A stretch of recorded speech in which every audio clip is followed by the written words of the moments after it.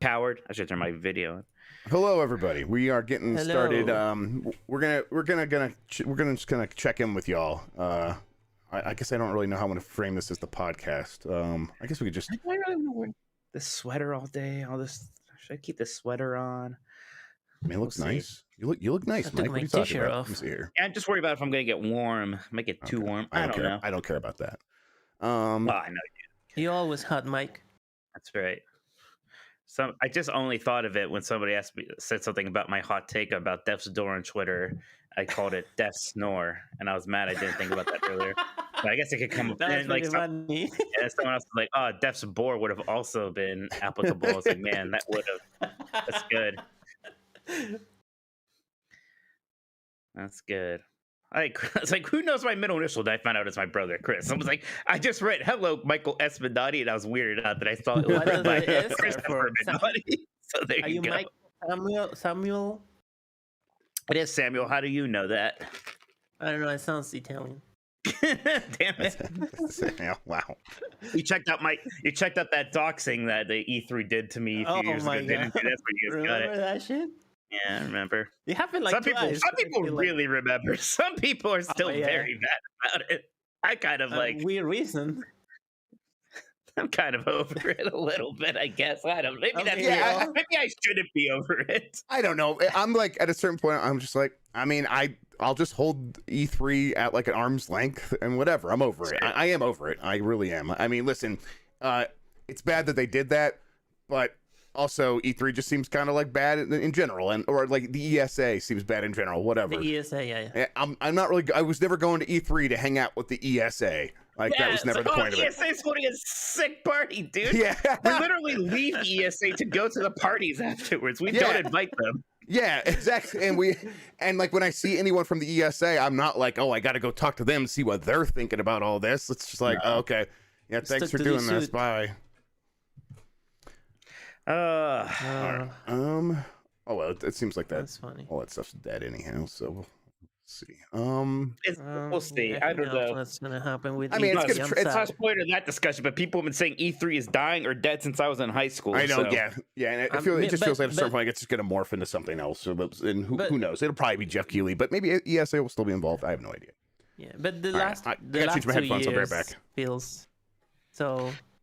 But even. I guess we'll get. I'm gonna say the talking points for this show, but yeah, I'm sure it's gonna come up. Mike, why didn't you leak Fallen Order 2? Stop playing Jeff Steele to get info. Look, I can't handle the stress of being a leaker. That's Jeff's thing. It breaks him sometimes. I can't handle it. No. I'm just gonna talk shit about Death's Door. That's my job apparently. You really hate that game. What's going on? I don't hate it, but I don't get it, and that makes me feel insecure. Usually, I do like those games like that. And yes, I'm like these damn kids. I don't understand them. I'm just gonna hate on them. What am I missing here? And I'm missing something, but that's fair enough. What are you gonna do? New headphones. What is this? Yeah, Jeff already talked about Fallen Order 2. On Grab Snacks. Mike, shut your goddamn mouth. Hey, whoa, hey, Miles. Damn. The only thing I care about is Titanfall from those people, and they're not making that. Oh, that's okay, Epico. When we're always getting your booster, right. You know, the show will still be there. Get boosted. I can't hear myself.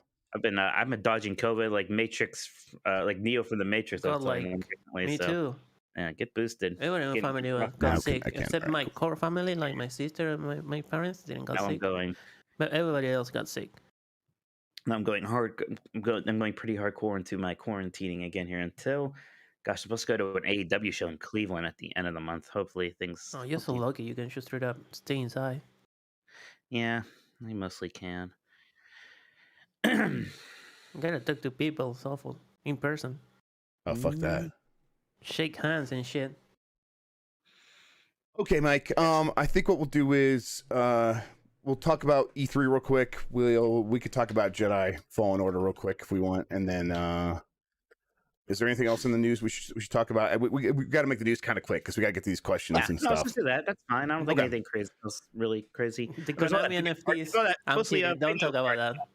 I don't care. Don't talk about the Konami NFT, please. Yeah. Actually, the Castlevania NFTs, we could start just skipping that stuff. That is what it is. Exactly.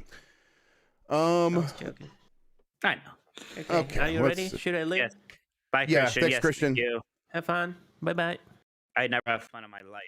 Fun is Yeah, Sean, that was actually the whole idea. Is I got earbuds so I could let the hair go full Jesus, and but there's a weird feedback I get when I use any headphones other than these ones, because these ones, like, I turn down the volume on the line. Hey, Rachel's here. Can she come in? Absolutely. Let's get her in. Come on in, Rachel. I think I might need to move her in, but hang on. She can come in. Let me get that going. Where's Discord? Is she here?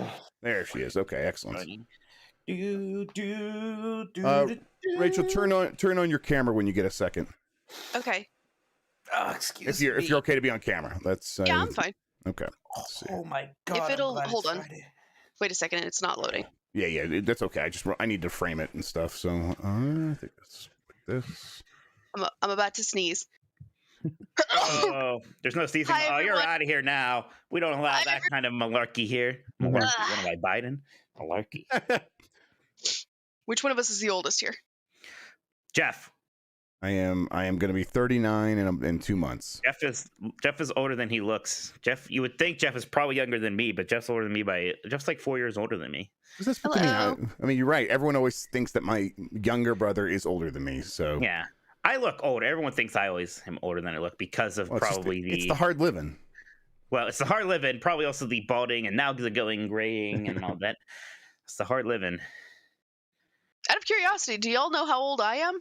No, and I never wanted to ask because it seemed like a rude question. But if you would offer that information voluntarily, that's fine. I'm taking guesses right now. No, okay. I'm not playing that game. Yeah. I don't know. Mike was just like, Jeff's the oldest. I'm like, I'm just going to say my age and not say anything else. That's my plan here. All right, let's see.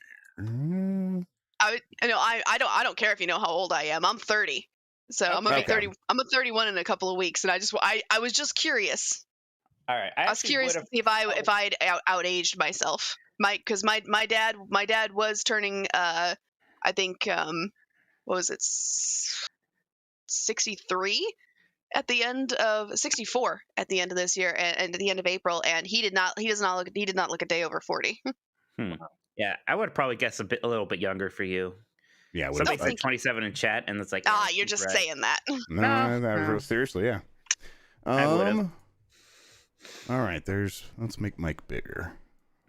I remember when I was a young up and comer in the gaming world, and now I remember when I was the young person working at the FedEx facility when I was like 20, and everyone else there was like in their 30s, and they were like treating me like a kid. That's the thing I remember, and it's like now I'm like significantly older than any of those people were. So that's what I do when I want to feel old.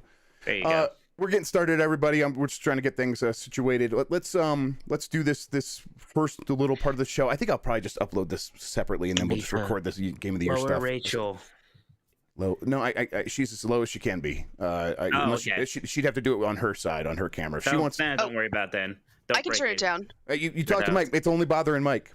It's only bothering me, probably. Okay, I can move my microphone further away from my mouth. No, it's not the mic. It's the camera. He stopped. He's like, he wants you to be even with us. Visually. Okay, you want our heads to be on the same level? Hold on. I do want our heads. That is what he wants. That is, you got it. There you go. Hold on. There we go. That is what I crave. How's that? Is that better? Yes, and I can. Are we like on a level now? Yeah, I mean, I can fix the framing a little bit. There we go. Better. Thank you.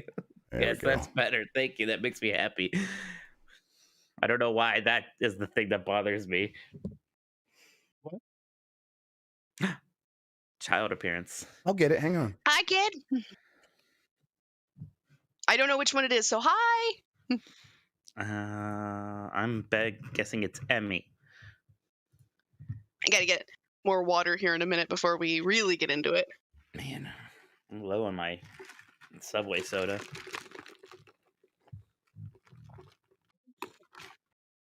That's your Golden Girls cup. Yeah. Yep. Rest in peace, Betty White. That's right. It's filled with your tears. Mm-hmm. Mike doesn't want people to know he's only 54. Oh, 5'4". That's right. 5'4". Yeah, everyone. That's right. God, I'm still mad about that. 5'4". I'm 5'11". We ever meet in person, if the world ever is like in a place where we can meet in person, then we're going to have to take a group picture. Yeah, there we go. Yes, we will do that. Gosh, yeah, we had like one group picture we took of the last GamesBeat staff that we used for things forever, and it was like 5-6 years ago. It's a Diet Coke. I put a splash of Dr. Pepper in it for flavor. I'll tell you what, you put a little bit of Dr. Pepper in your Diet Coke, it tastes a lot like Dr. Pepper, surprisingly. Huh. Oh, Dr. Pepper goes a long way. Rachel, talk kind of while Mike is talking a little bit. Go ahead and talk right now, because I have an eye on this level. Okay. Hi, Mike. Perfect, hi. perfect. How are you doing? We don't know each other very well, but hi. We're going to get to know each other, and I don't know when I should stop talking. Somebody yell at me, please. You can stop talking now. All right. I think we're good. Okay. Perfect. All right. Man, Discord's useful. I could just change everyone's volume right in there. Okay. Let's get started. Let's just do this, and then when Dean gets here, we'll do Game of the Year. We get to the right thing here. All right, probably. I'm gonna get water. Y'all just start without me. Yeah, no problem. No, just wait a second. Well, I'm still figuring out the music, so that's right. I'm using the right thing. AJ is very mad at me that I didn't play Guardians of the Galaxy, and look, I played a lot of Fantasy 14. I'm not gonna be able to push it like onto the list myself. So it really would have required like someone else, because I'm like, yeah, don't make it worse. Don't give him extra. No. AJ, he's 100% right. I know why he's mad at you, and he's right about it. Because I think you would really have liked it. I think you would. I know. I should have played it, but I didn't. Yeah. I know. I say a lot of things, AJ. Don't forget the tweet. That's a very good idea. Don't forget the tweet. Podcast.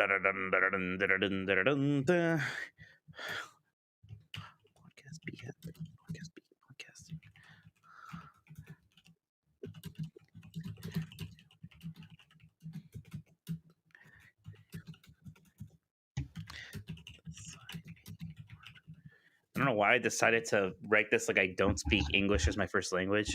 My tweet says, podcast be casting, Hello. Game of the Year, let's decide a award. I mean, people will just assume there's something bad happening to you and they'll tune in anyhow. So it's a good idea. That's just overall good idea. Let's decide a award. Okay. I sound like one of those fake reviews that they were positive review bombing for Balance Wonderworld on Steam. God, I forgot about that. That's what I sound like. That's incredible. Oh man, I forgot about that. That's so good. Okay, let me see here. Turn that up a little Carefully, bit. I told Mike to play Death's Door and he ended up hating it. That's true. Maybe I will just hate Guardians of the Galaxy. You don't know. Okay, let's do this damn thing. All right, I'm gonna do the countdown. I'm gonna hit the thing, and then when I say joining me is first goes Mike, and then goes Rachel. Okay, and you guys just go back to back without me interrupting you. Okay, 5, 4, 3.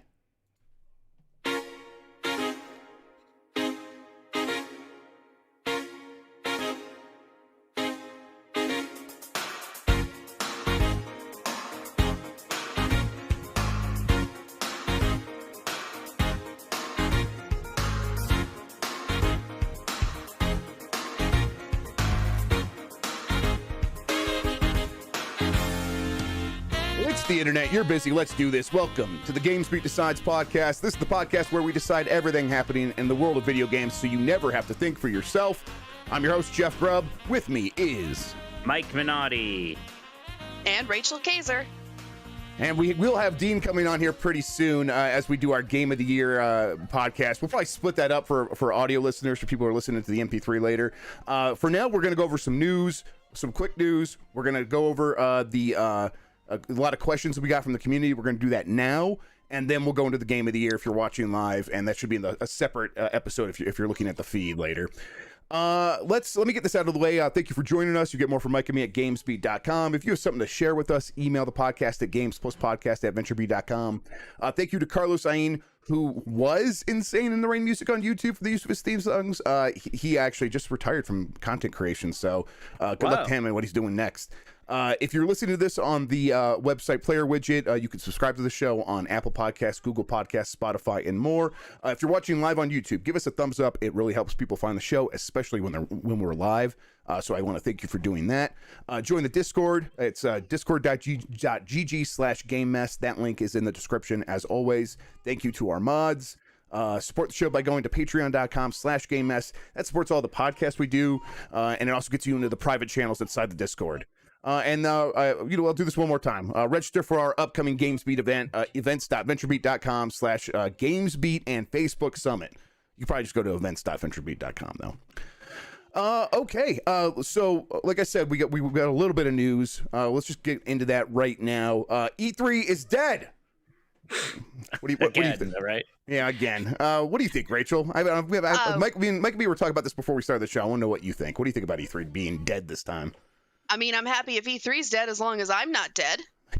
Right. That's a good way of looking at things. Yeah, and that's the thing. Like, like they're saying it's because of Omicron, and I'm pretty sure that's a pretty good reason not to do it. Now, there's probably other reasons why they're not doing it. It seems like they are incompetent and incapable of putting on a show right now.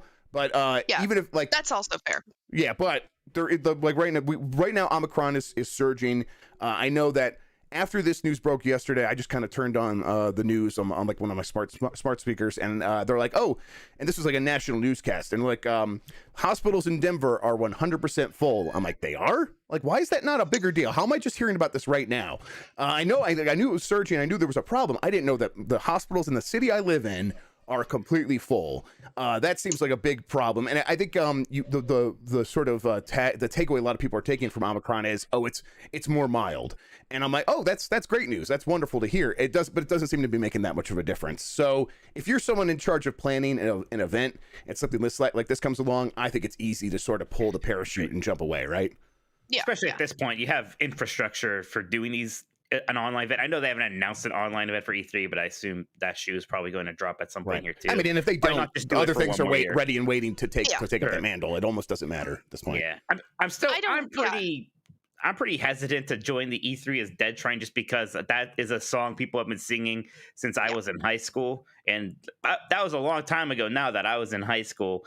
So I'm still hesitant, and some people are acting like last year's E3 was some major like disaster and no one cared. I mean, at least from our numbers, Jeff, I know that was still our biggest month ever, right? Like there still seems to be data to suggest that people care about E3 still, or whatever is going to take its place. And I still don't even know. I know you're saying that. I still don't know if anything else is going to take its place. It might still just be right. Yeah, E3. I mean, it would be very easy for them to figure out, like to hire out a company to run E3 as sort of a third-party thing and just keep the branding of E3, and that would be very successful because, like you said, E3 is such a powerful thing.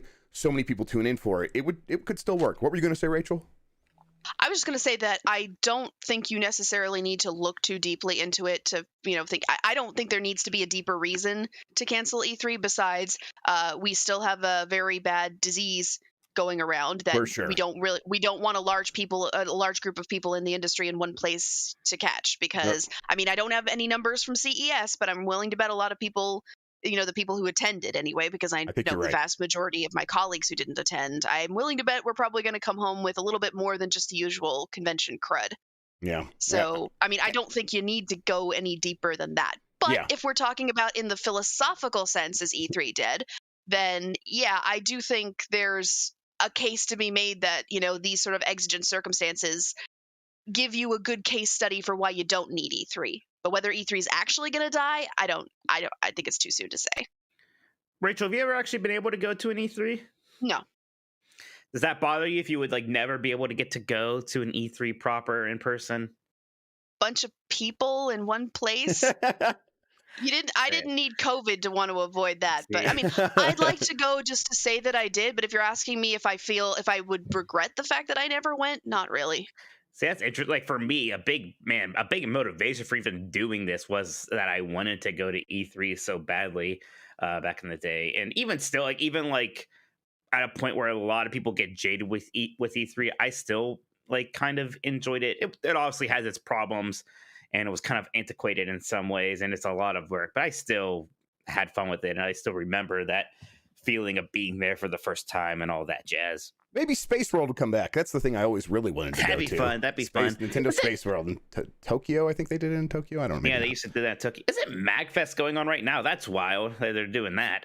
MagFest or MagFest? MagFest, oh yeah. Massive Action Game Festival? I'm sorry, I don't know what this is. You have no idea what I'm talking. You don't know what MagFest is? I don't think so. Maybe once you explain it, I will know. What is it? It started as a music themed one, but I think it's just a general gaming fan convention that's been around for a while now. No, it's relatively well known. You idiot. Yeah, listen. I am a Philistine. You imbecile.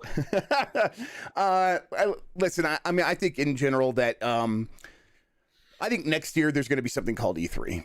I think that there's going to be more stuff that is that's not called E3. I think there's going to be Summer Game Fest will kind of pick up a lot of slack that's left behind by E3. Like I said on Twitter that if Jeff Keighley and the Summer Game Fest do Judges Week, which is a thing where Mike, you've done it before, where you fly out to LA a couple weeks before E3, a bunch of publishers show up. It was always run by Jeff Keighley, and they bring their games so you could play them early so you could be ready to vote for them for Judges Week.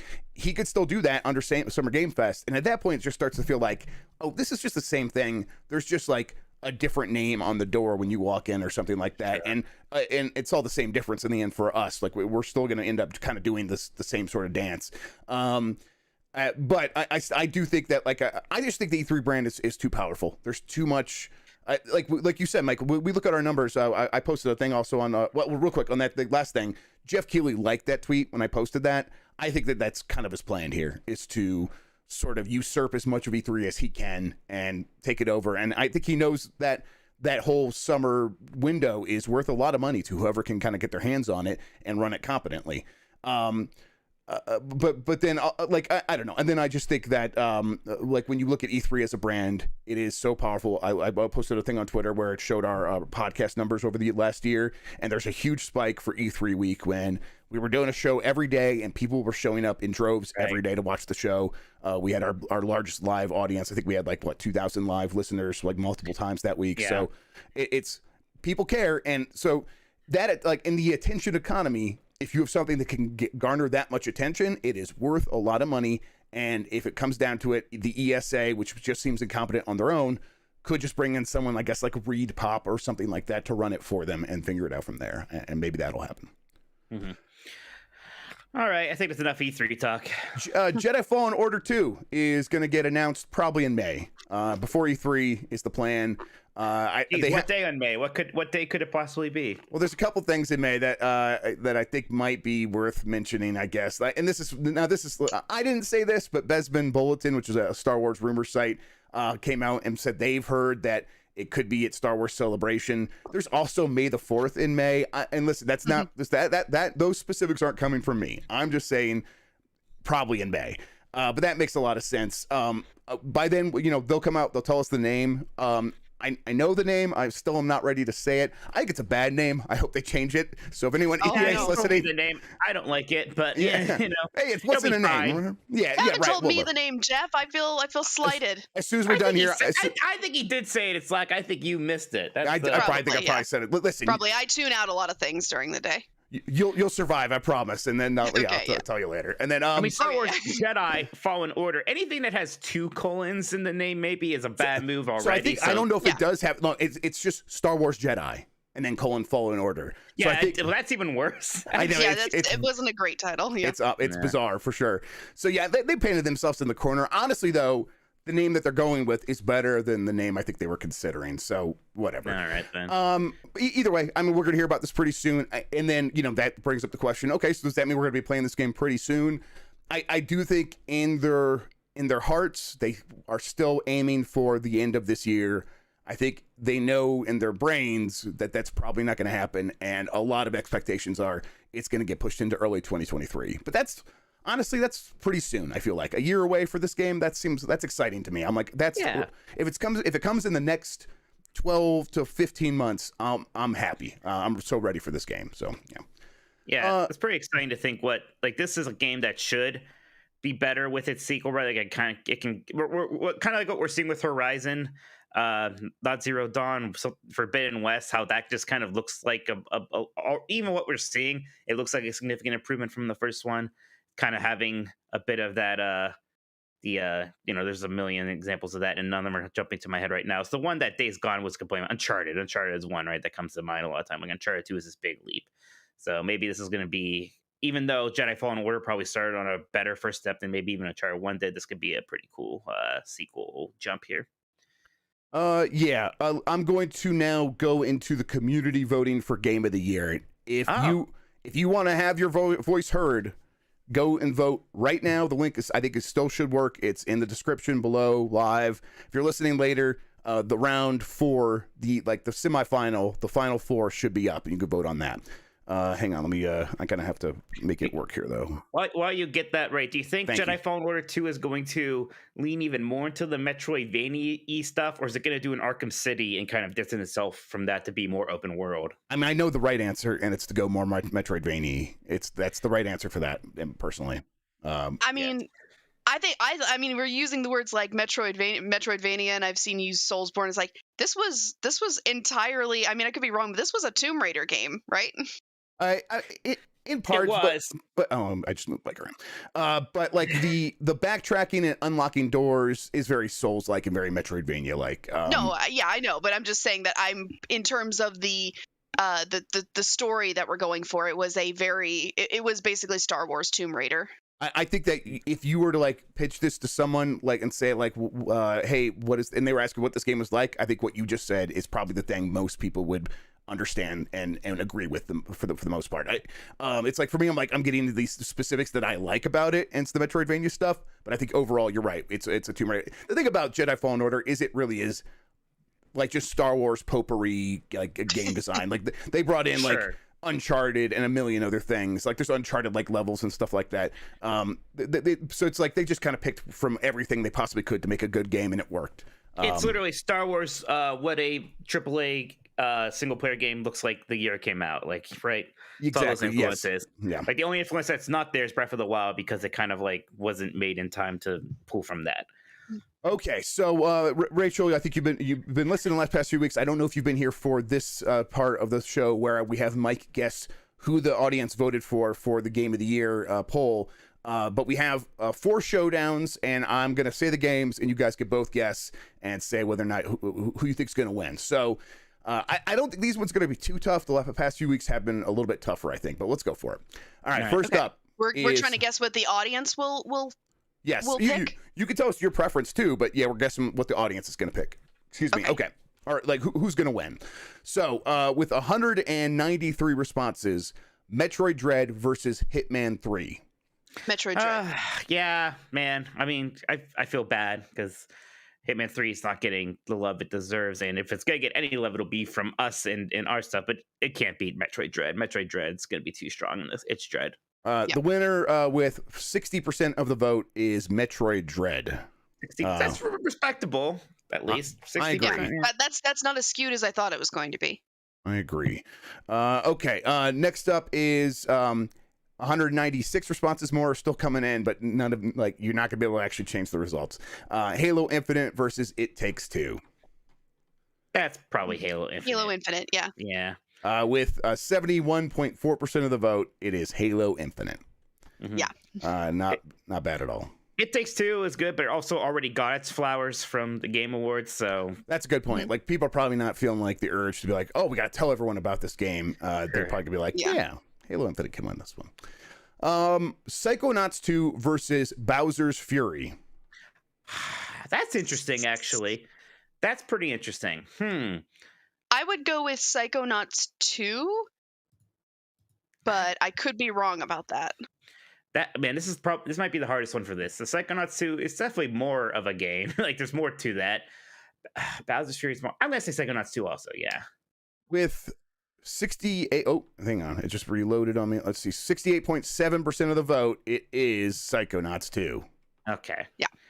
All right, and then people are still voting. Again, this one's a little bit closer, but I don't think we need to turn off the votes. I think it's kind of, they're not gonna be able to move it at all. So let's go with it.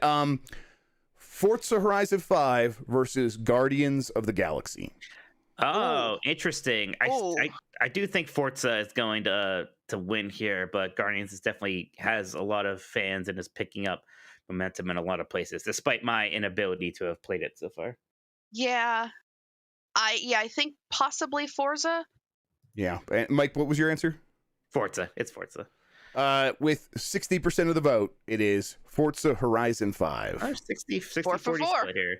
Yeah. There you go. Yeah, well done. And I think, like I said, I think these ones were a little bit easier to predict, but still, I think the way both of you talked them out, I was like, okay, that sounds right. I think I was a good representation of what the audience was thinking. So yeah, that means that next week I believe that the showdowns should work out like this. It's going to be Metroid Dread versus Halo Infinite, and Psychonauts 2 versus Forza Horizon 5. So that's gonna be I'm looking forward to. Yeah, those are the big ones. I honestly think that this is kind of the championship round here because I think it's between Metroid Dread and Halo Infinite. Personally, I get, but I mean, I don't know. I say that and like a lot of people like Psychonauts 2. A lot of people like Forza Horizon 5. So yeah, I'm ready to be surprised. Basically, this is exciting. Yeah, I do feel like Metroid Dread versus Halo might be the ultimate one here. We'll see. Okay, we got to get to questions. We gotta get move on. So, Mike, do we have any super chats you want to get to while I bring up the questions over here? We absolutely do, sir. Let me get the glass beads on. Kyle Martin says, "Happy Friday, to you, Kyle. Happy Friday. I often hear reviews about handheld retro devices, but as someone who prefers consoles, is there any solid retro boxes out there that either of you can recommend that are more console-like?" Jeff, this is a question for you, right? I mean, there's obviously the analog stuff for that, but those just straight up play the cartridges, so maybe not what he's thinking of. Mike, I wasn't listening. Yeah, I even knew you weren't going to be because before I did this, you said, "I'm going to do something else, Mike. Why don't you read questions?" Like, there's no way he's going to hear this. Yeah, and then I saw that it was a question really directed at you. I'm like, well, he's just going to tell me he's not listening after I say this. and us and Greg Miller tweeted at you, Mike. I need you to stop being a tub of grub and choose to be a Minotti miracle. Shine your light and brighten all our days. He wants you to play Wordle, basically, is what he's asking in here. I'm sorry. It was very distracting. It was very distracting. What is this even about? I mean, look, I'm all about not being a tub of grub. Like, Jesus Christ. Okay, well, this is a good reason to be distracted. Yes. All right. Just give me the gist of the question again. I'm sorry I wasn't listening, Kevin. You're fine. Kyle. Kyle. Kyle, I often hear reviews about handheld retro consoles, but someone who prefers consoles, is there any solid retro boxes out there that either of you could recommend that are more home console-like? Yeah, the Ouya is a really good one. Jesus. Okay, so there's a couple options here. I would say the NVIDIA Shield is still pretty good. The new one, they did an upgraded one. That's still basically a Switch that's just running Android. But, it's a very good emulation box. You could also, buy a small sort of form factor PC at this point and let that be, because I mean, honestly, most CPUs are going to come in that are going to be great for emulation, and if you get any sort of GPU, that just kind of helps it maybe get up to Dolphin or something like that. I would also say the Retroid Pocket 2, the thing that I've talked about a bunch of times, you can plug that into a TV. I think it has a way to get HDMI out from its USB-C, so I would look into that. And then you have something that you could take with you and then also plug it into your TV. And if you never unplug it from your TV, well, I mean, that doesn't matter. It's still relatively affordable. It's like $80 to $100. So I would look into that. The Retroid Pocket 2 Plus is probably still the way to go. That's probably a little bit more. It's like $100 to maybe $120, depending on the version you get. But I would probably go with that. Can you still just get a retro Pi or whatever people are going on about? Retro Pi is yeah, you could always get one of those, yeah. So I mean, you could get one of those, put a little case on it, and that would be great too. All right, Dead Planet says, for you, Jeff, what leak was the hardest to keep to yourself? Dead Space was pretty tough. Obviously we failed at that. We failed to keep that to ourselves. Right. Well, I mean, your problem was that you didn't keep it to yourself. You told me, and then I gave a clue that was way too revealing. It is what it is. Whatever. It was still difficult to keep to myself. Right now, there's one that I don't know if it's true that I've heard that I hope is real, and I don't know if I've told Rachel or Mike about this. So run me after the show, and I'll tell you this one because it's absurd. You won't believe it. I don't know if I believe it. Okay, you need a message me right now. It's somehow. Yeah. I'll just put it in Slack. Yeah, I'll just put it in Slack. Everyone could judge my facial expression right now to guess what it is. All right. I'm opening Slack. I'm in our channel. All right, this is gonna be good. I probably maybe I have told excited. You. Okay. Oh gosh. This is tense. Okay, I wrote it out, and there it is. This is what I've heard it is, and if oh. All right, so Mike is half cringing, half smiling, and now laughing, and Rachel's doing a silent gasp. Okay, that's all I have to say. Oh, yeah. okay. Yeah. Okay. So Listen, Okay. I hope this is real because it's gonna be bonkers if it happens. Why don't you just say it? Why don't you just say because it? it's not mine to say. It's not mine to say. It's not yours to say. All right. Yes, okay. Okay. Nick Turbo, you're spamming again. You're about to get in trouble. No. Oh God. Okay, so that's very difficult. Believe it. I don't believe it. Yeah, right, exactly. I don't know. Yeah. If that's real, I need to see people's reactions to that. I know, exactly. There's no way I need like a actually countdown. You know, the minute that is I should revealed, so I can get on Twitter and just see all this the stuff coming in. Like, what? There's no way they would actually make a Bond World Silent Hill crossover. Couldn't even get that joke out there. All right. Wow. All right. Next super chat then. There's no way. Man, I don't know if I even want them to actually do that or not. I don't know. Right, it doesn't like it would be. I mean, I could like see it in a really like bizarro world sort of way, but whatever. We are teasing way too much. Let's move on. All right. Yeah. Ariel Delgado asks, Jedi Fallen Order 2 announcement coming May 4th? Question mark. I think that's a possibility. I think that I will say that I don't think it's been decided yet. I'll say that much. But I think the plan in general is probably in that time frame. So there's a couple of obvious dates that make sense, but I don't think they've settled on one or the other or some other third option. So yeah, we'll see. Ariel Delgado. Oh no, that's one I just read. Moto Mufti says, "Hey boys, there was some talk on Twitter about Sony's commitment to VR, and if it is the distraction to Sony's generation, do you think Sony's commitment to VR will hurt them with a strong Microsoft?"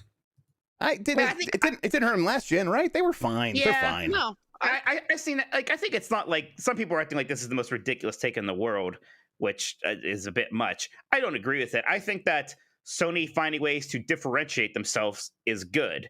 And I think VR absolutely does do that. PlayStation VR did good enough on PlayStation 4, and I think it's going to do better on PlayStation 5 with what we're seeing. So, no, I think it's a good thing for them to go the VR route here. And they're pretty smart about it. Like, they know what studios to commit to this and which ones not to, right? Like, they don't have Guerrilla Games making their, kind of fun little Horizon thing. It's some other group.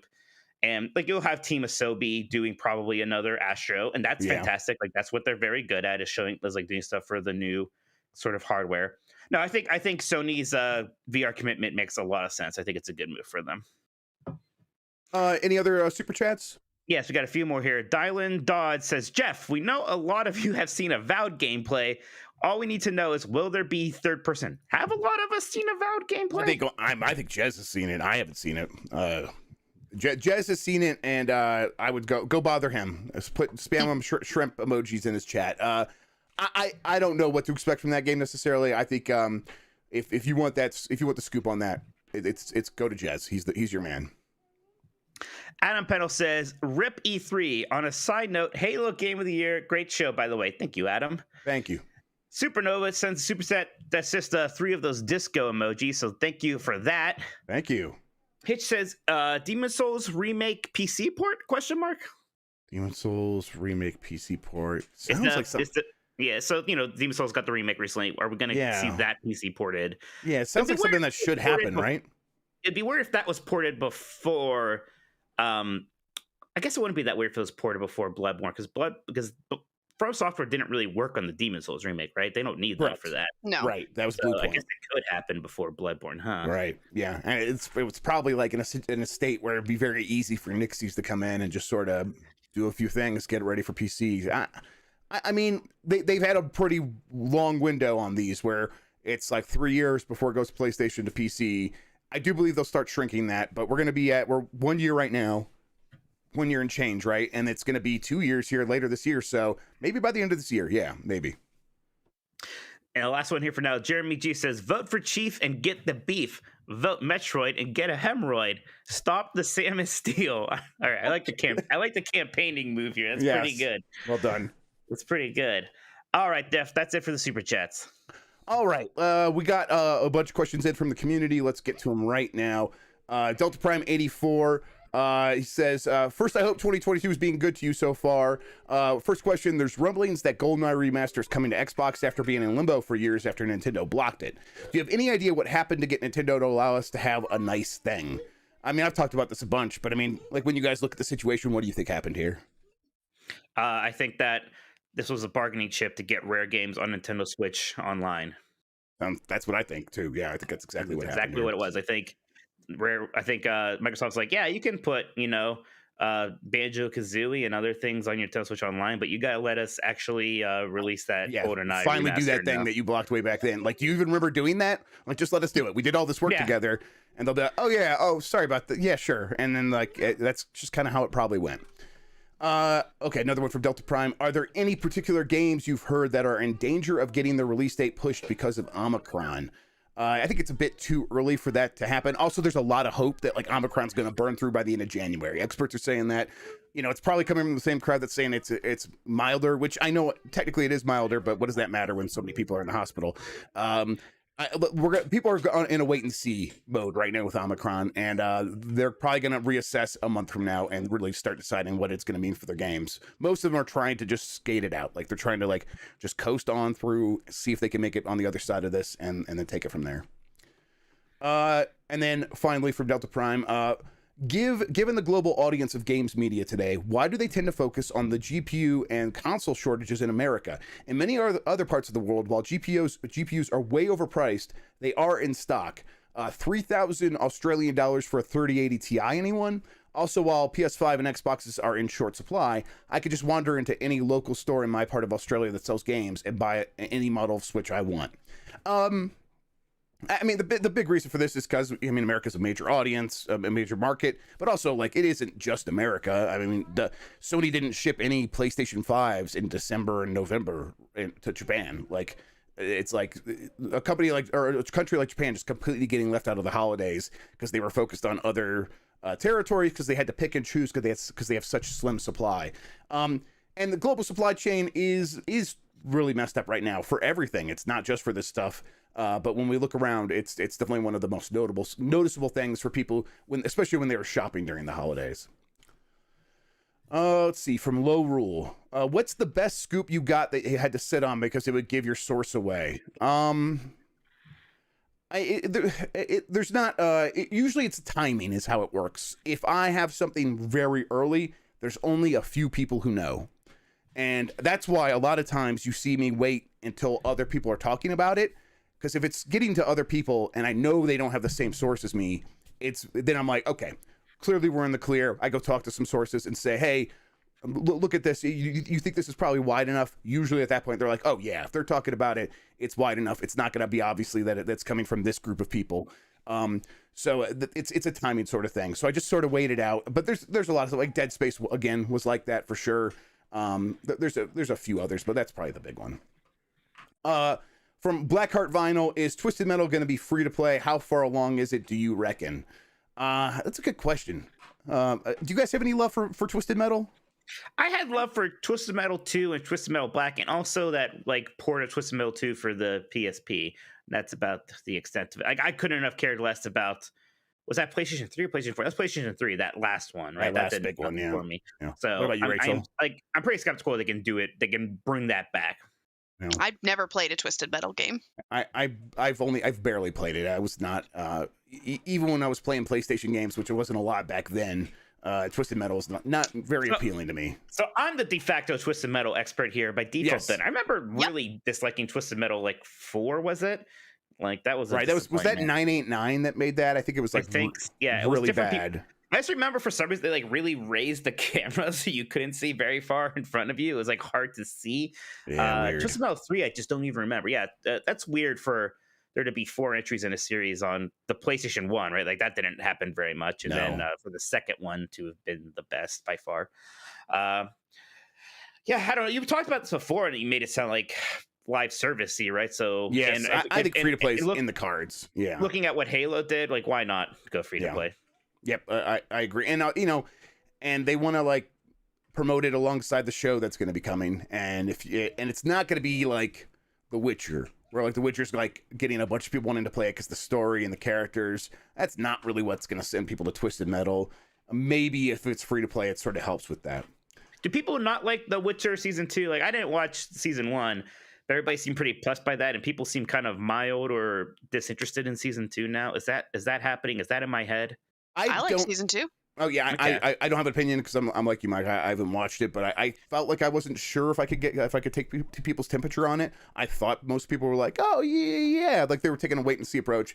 But I've also heard people say they really like it. So yeah, okay. No, people say they like it now. So I will say, I think the first episode of the season is just phenomenal. I mean, the rest of them, I'm not gonna like do an episode by episode breakdown, but the first episode is really good. Like chat disagrees with you very much so, and to be fair, well, I was with you as well, but maybe it was just like the hype for season 1 was so high that like we didn't. Yeah. This isn't matching that, but of course it's not because it's like it's a known quantity at this point.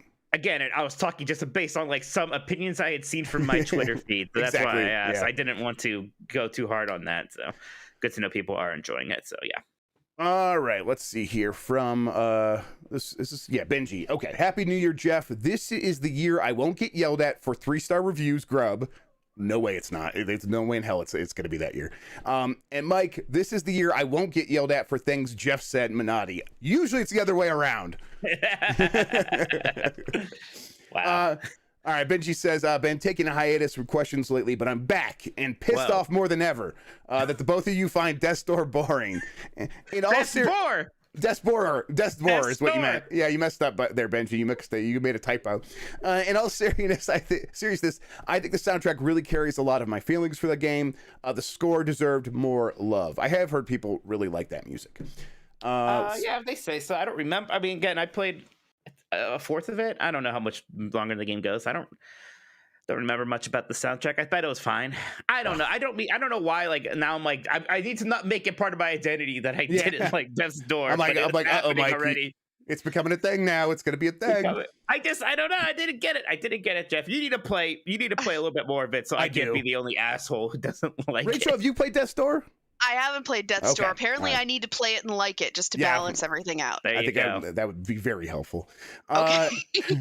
Now to the actual question. How do you guys normally play your games? Do you have the consoles hooked up to your PC monitors or to a TV? Do you normally play with headphones, lights on or off, extra mood lighting like the GOTY immersion, stuff like that? Thanks as always, and have a great 2022. There's 3 ways I play games. One's just here on my computer, run for the PC games, so like Final Fantasy 14 or Halo. And that's just lights on, sitting here like this. For the home consoles, I will go to the living room, I'll get on the couch, I will dim the lights significantly, I will not put headphones on, I'll use my speakers and stuff and play like that. There's the bedtime gaming, which is where I do pretty much all of my Switch stuff, and then like other handheld things, like going back to 3DS or playing the Analog Pocket and stuff like that. How about you, Rachel? Yeah, basically, I mean, you can see my consoles and my TV there. So yeah, that's how I play console games. But I do use headphones more often than I don't. And I'm usually here, I'll demonstrate. This is usually how I play. Like this, yeah. One of the best parts about gaming is that you don't have to look at the controller. So having a controller under the blankets, for some reason, is like one of the coziest things I can think of. Like just having your arms bundled under the blanket and being able to just like play and control something on the screen without having your arms free. I don't know. I just like that feeling. Right now, I do not have a normal way of playing games. Maybe in bed with a Switch or one of these handhelds is maybe the most normal way for me these days. But I have like this PC here that captures stuff. So often I have to have the Xbox, the PlayStation 5 here if there's a game I'm trying to capture. But then when I'm done sort of capturing for the moment, I take them back to the TV. But I got a TV over there. Maybe I hook it up there. But we got the bigger TV upstairs. So I got the PlayStation 5 upstairs right now. I'm kind of like nomadic right now in terms of like where in my home I'm playing games. And I think I need to do something about that. And one of my gaming resolutions this year is to take this little space over here in my office that does have the TV. And I think I'm going to set it up as like a streaming room, gaming room sort of area that is dedicated to that, and try to make it as comfortable as possible. So it's like I could be more ergonomic and sort of enjoy games more. I think that's my plan. So yeah, we'll see.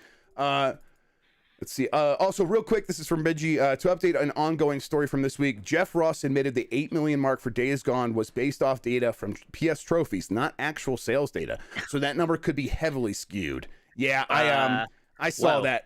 Yeah, and I was talking to someone about that, and that kind of got me like wanting to see, hey, Matt Piscatella, is there any way you could give us the best-selling PS4 games of last generation? And I don't think that's going to be able to happen because like some publishers have kind of dropped off of there. But he said there's an older list that's pretty accurate still. And that had Days Gone at number 6 of like the best-selling PlayStation exclusive games, and it was ahead of like all the MLB The Show games and stuff like that, but it was behind most of the other big exclusives, and this was before Ghost of Tsushima came out. But still, it feels like it's like right on the cusp of probably being a pretty good seller, but it probably just didn't get over that hump. I think is kind of what I would imagine. I think it definitely sold well enough. 8 million seemed a little high to me. That right? Like that's probably more than Final Fantasy VII Remake has done. Yeah. Wasn't it also offered for free with the for people who are upgrading to the new console with that PS Plus collection? I don't think it was on PS Plus. System it was. I think it was on the PS. Yes, it was definitely that, and it was also on like PS Plus, like just standard. I think there's a site that tracks all this stuff. But that happened like a year after it's released or something like that for a while. So like a lot of trophies would come from there. Yeah. That 8 million number is probably not right. His ultimate point that like, the game probably did well enough that it maybe deserved a sequel is probably true. I think the point that like it's like a travesty or it was like the fault of of course I'm going to think him blaming game journalists is kind of wrong, but I do think that he did that less than the other director of the game. There was another guy that said more of that stuff, I think, than him. Maybe I'm mixing this up. We don't have to like go on and on about it, but basically, yeah. In general, I agree. I think that the game probably sold well. It didn't sell like Spider-Man numbers, obviously, and then also like if it's selling pretty good, but it's also got low review scores and. While there's a vocal fan base for it, most people don't seem to have a very fond sentiment toward it. That stuff's going to factor in to a huge degree. It probably sold better than the Order 1887. Yes, that's true. And we deserve an Order 1889, 1886, 1880. What was it? 87 Considering or 86? the game was originally called 1886. Yeah. Yeah, I was going to say, Mike threw me off there. Oh, then I had a number. Yeah, you did. Yeah. You were just already thinking about the sequel. Guys, I can't believe I forgot the exact name of Order 1886. I hope you'll forgive me. It's a good game, actually. It's a good game. From Alex, what are your gaming pipe dreams? One of mine would be for Nintendo's next console to not have as big a power difference.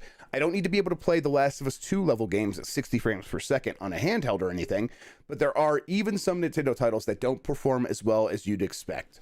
Yeah, I do. I mean, the next Switch thing, whatever it is, Switch Pro, Switch 2, it'll be a significant upgrade. Mobile hardware, especially from NVIDIA, is getting very good. And they were using old hardware at the time. And now that everyone involved knows how well this thing's going to sell, and that they also have like to compete with the Steam Deck a little bit, I think they'll be willing to maybe use something a little bit more cutting edge and just at least on the mobile side of things. And it should be pretty significant. It's not going to be a mobile Xbox Series S. But it'll probably be beyond even maybe like an Xbox One X, maybe I don't know. I think my big pipe dream is getting like pipe dream. Dreamcast, Saturn, GameCube games on Nintendo Switch Online with like somehow very good emulation. Would probably never happen, but that's my pipe dream. How about you, Rachel? Systems.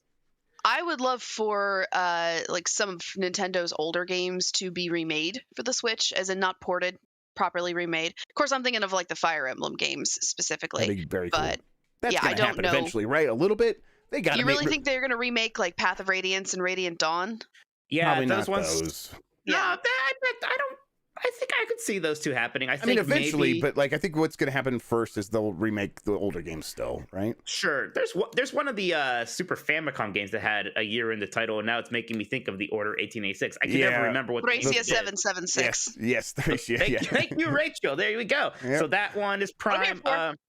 Maybe the one that came out before the one that we just called Fire Emblem game was the one with Roy. That's Prime for because you could do that one, then you can do the one we called Fire Emblem, and then you can do Sacred Stones. Like all three of those are prime for remakes also. Although I still think those look very good. Like they have very nice sprite graphics. That's true. I mean, maybe they don't need necessarily a full Fire Emblem Echo style remake, but we're talking about pipe dreams here, and that's mine. That's fair. That's probably a good point. The only reason I think Path of Radiance, Radiant Dawn maybe more so is because of that sprite factor. Like I think the sprite graphics of the 16-bit ones hold up better than the kind of early, not very high budget 3D models of the GameCube and Wii games.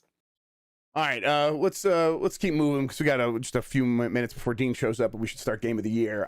Dr. Sus says, is it fair to say that with Game Pass, lifetime value of Xbox gamers is higher than PlayStation gamers? That I don't know if that's like easy to calculate that. I don't know if that's fair necessarily to say. I will say that for both these companies, they would prefer someone that subscribes to their services. If you are, let's say you own a PlayStation 5 and you only play the exclusives, you're actually not worth all that much to them. They definitely want you in their ecosystem. So anything that gets you spending money in free-to-play games, anything that gets you to subscribe to PS Plus, PS Now, is really the ball game here. But I wouldn't I would be very uncomfortable trying to like do that math in my head and saying that that's the case. So I would say it's probably up in the air. And also, like average value per person is going to probably be a little bit higher in Xbox because there's fewer people, and that usually means that those people care more and they spend like there's some like other math that you have to consider as well. So it's just a weird thing. From Jamie H, if you play it, what is your first word you try on Wordle? For me, it's Teams, as it has 2 vowels and ends in S. I know Mike doesn't play Wordle. He's gonna start tonight. That's so. Rachel, have you played Wordle? I have not played Wordle. So Wordle is a word game, everybody, where you got to guess a 5-letter word and you get 6 tries, and it tells you if basically it gives you 2 clues as you guess. It tells you if the letter is in the word, and if it is, it turns yellow, and then it tells you if the letter you guessed is in the right place, and if you do that, then it turns green. So you get more and more so information. It's Hangman. Hangman, it's Megamind or something like that. There's a few other games. Lingo, Megamind was a DreamWorks movie. Megamind, the DreamWorks movie about guessing words. And then Lingo was a game show, I guess, recently that it's also kind of very similar to. But it's very good. It's very fun. And my first word has been changing a lot. I think I started with something like stare. I think my first word was stare. Because it's got because you think about like Wheel of Fortune, right? The final round of Wheel of Fortune where they give you the letters RSTLNE or whatever it is. And so you try to get as many of those in the word because you're like, oh, those are the ones that are most common. That's why they give them to you. And that does help. I've changed recently to store, but in between those, I tried audio because audio has A, U, I, and O. And you're trying to like find those vowels because once you have the vowels in place, you can really start to narrow it down. And then also tried Ouija because it has a lot like Ouija board. So OUIJA. But that J is not very valuable, so I stopped doing that. So chaos wouldn't be a terrible first word. CHAOS. Yeah, that would be that'd be pretty good. I'll start with chaos. That'll be my first word. Yeah, so there we go. I think I'll probably stick with store for a while. I like that one. Or Gable. For some reason, I want to try using Gable more. Okay, let's see. From Laushin. Hey guys, hope your week went well. I hate to bring up NFT, but I don't get the desire or the idea of trying to sell or buy in-game items with NFT. The only place I feel/hope NFT can help is in an all-digital future, is if they could be used to resell digital copies of full games. Yeah, good luck. And since the creators of NFT get a percentage of any transaction, that might get publishers/console makers into allowing digital reselling. Any thoughts / am I completely wrong? I don't. It just seems like a headache waiting to happen. I don't. But I mean, maybe these companies would be like, oh, we'll get 10% anytime you sell it. But I just don't know if the market would be there for secondhand digital games in that way to really encourage them to try to do that. I think they want to like be the ones that control the price of the game, not let some market decide. I think they want to be like, if like Nintendo would never do this because they just want to keep selling their games digitally for $60 and probably eventually $70 for as long as possible. And if there was this other secondary market that they have no control over and people are like selling it for $45, that drags down the average price and the average amount of money they would get from these games to like by a great, because they only get 10% of that, right? So they get $5. They're not going to do that. NFTs are going to continue to be what they already are. They're going to be in-game items specifically for that game, maybe someday for a sequel to that game that you can sell to other people. Yep. Or they're going to be something like this Castlevania thing, which is completely outside of any game, and it's just like the ape avatar NFTs is just a picture. Just a URL with a JPEG on it. Second question. I think the two of you have glasses. How is VR with a headset when you wear glasses? Never tried myself. I don't want to spend the money to find out it sucks / doesn't work. It's different. It works. Yeah, I think it's different if you're like nearsighted or farsighted, right? I think that makes a difference. Yeah, it does. I've done it both ways, and it's usually fine.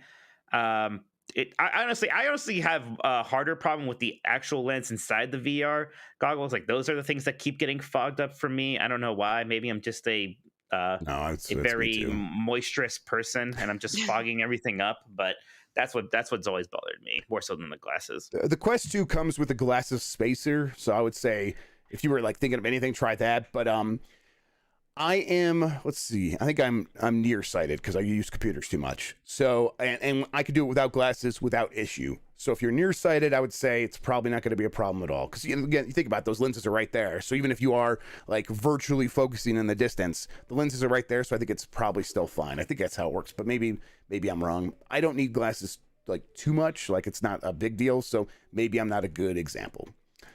From Velocity Prime 1, hello, long time, first time. I'm glad you're writing in, Velocity. Decided to jump on the mess train after a year of listening.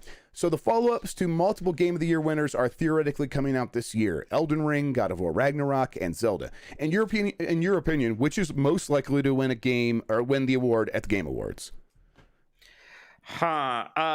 If Elden Ring could live up to its hype, that's probably going to do very well. Right. I feel like God of War might suffer the most from the kind of it's somewhat samey sequel thing, right? Like it's going to sell incredibly well. Not that that's a problem. Not that that's like what it shouldn't be. It probably should be exactly this thing.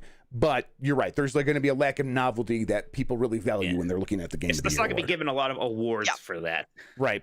Yeah. And probably like this specific one, I think it would probably have a harder time, especially if Elden Ring is right there and very good, because the Game of the Year voters love From. Like they won, Sekiro won, I think what their game before that one, right? Maybe it did. Dark Souls 3? Dark Souls 3 didn't win. Dark Souls 3 didn't win, but maybe did Bloodborne win? I guess I don't really remember. I don't remember if Bloodborne won. Sekiro did win, and I think that I think Elden Ring has a chance of being like even a bigger deal. So I agree with Mike that it's probably the one that would win here. What do you think, Rachel? Yeah, I think we're kind of like just counting out Breath of the Wild 2. Was that the third option? Yes. Yeah, but I don't think that's likely to win. But I'm saying like if you consider all three of them together, yeah, I think Elden Ring is going to be, because like you said, they love From Software, and it's really Elden Ring's game to lose. Like it would have to be a massive stumble, I think, for it to not get that kind of acclaim from gamers. Kyle Martin corrected me and said it's Mastermind, you monster. What did I say? Megamind? He said Megamind, the DreamWorks movie. Yeah, I figured that wasn't actually the name of it. God damn it. The thing with Zelda is it's going to go one of two ways. It's either going to be too much of the same and have that same problem as God of War, or it's going to be weirdly different and it's going to alienate people, and then it won't win either. So those are the only two options for Zelda. Right. And then Velocity Prime comes in with another one. Also, since I'm new, I don't get the unlimited Nick Turbo question hour. I actually did something about that now people can only ask one question per week. But people go in and edit it and add more. So whatever. Oh, is that what he was blaming me for? Probably, but I just kept quiet and let him keep doing that. So that's fantastic. I was like, what are you talking about, Nick Turbo? I'm just playing Final Fantasy 14 as usual. I'm getting yelled out of Discord. Like, what did I do? So one more. Do you think that if E3 dissolves, everyone will just pivot to Summer Game Fest, or just pivot to Summer Game Mess, meaning decentralized events happening over many months? Thanks for the show. It's got to be a combination of the two, right? They'll go to Jeff. They'll do their own thing. It's going to be some combination. Dissolve. Even if it like dissolve, I feel like Jeff Keighley would almost just want to. I don't know what goes into that, but Jeff Keighley, there's someone else that's going to want that brand E3 and do a week event with it. By week, I don't mean WEAK. I mean like a week, 7 days event.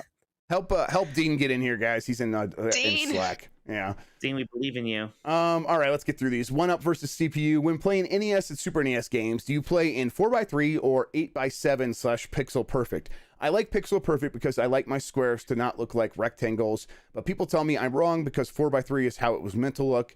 If it was meant to look like all stretched, why are Mario blocks perfect squares in new games and not rectangles like they are in 4x3?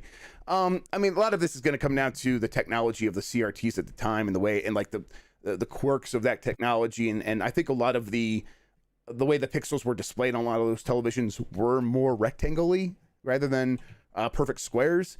But that also changed TV to TV, and the thing with CRT pixels is they blend together a lot more. So the pixel art was a little bit more squishy than what you're probably remembering. I tend to play in 4x3.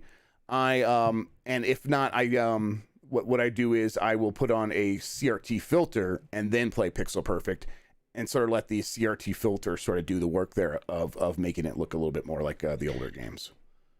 I'm very flexible with this stuff. I basically, whatever's the default or whatever thing I'm doing, I'm like, yeah, that's fine. That's good.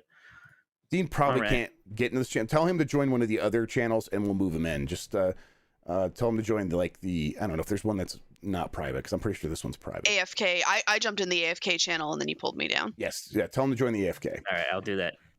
Danger Man Leet. On CES this week, I am probably most excited for Zen 4.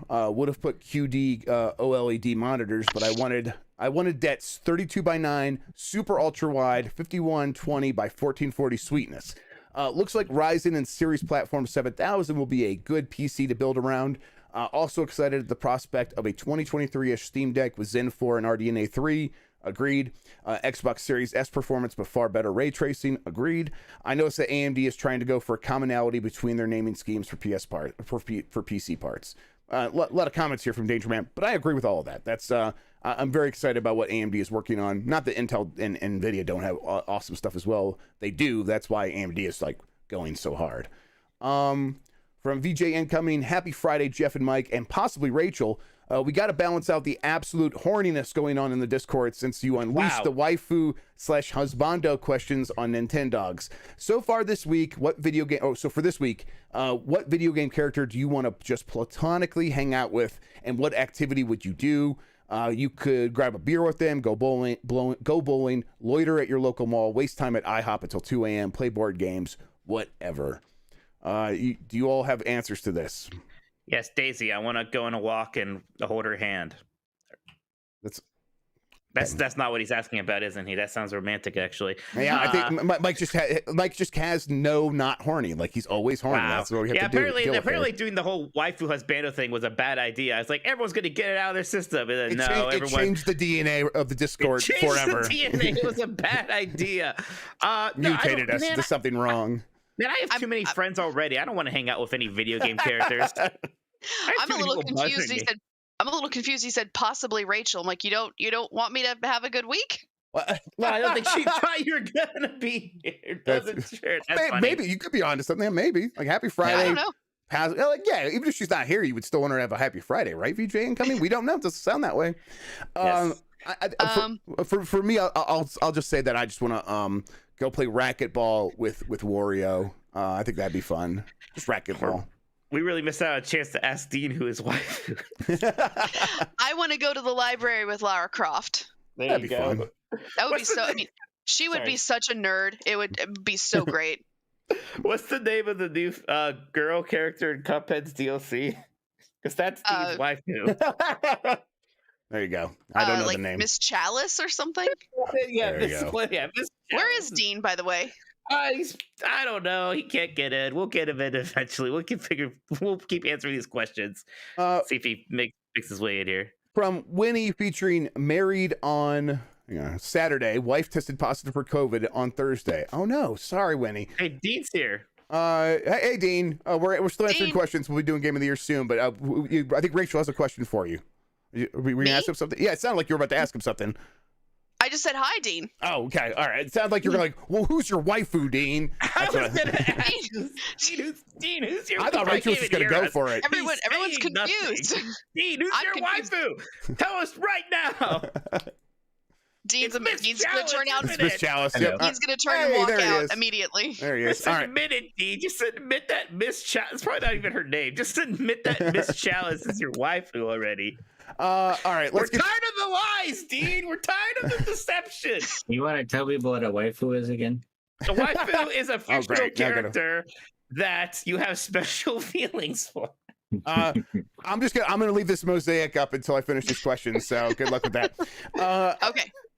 From Winnie, aren't you glad your wedding invites got lost in the mail? Because his wife tested positive.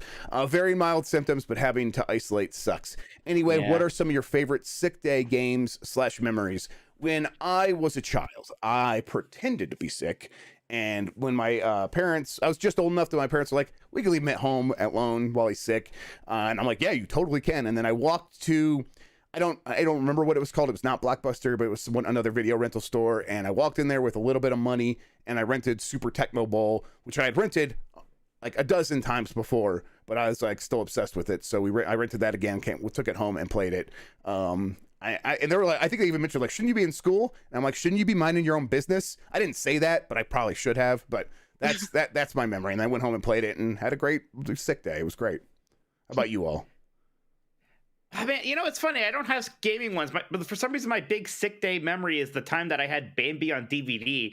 I just watched Bambi twice, and then I watched it with this really well done like video commentary track where they found like transcripts from the storyboard meetings with Walt Disney and all those people. Oh, I remember that. Actors to reenact. It was incredible. It was like the best commentary thing like for a movie. It was fantastic. But for some reason I remember that. Video games have blurred to me. I can't distinguish which ones I played while I was homesick and which ones I just played.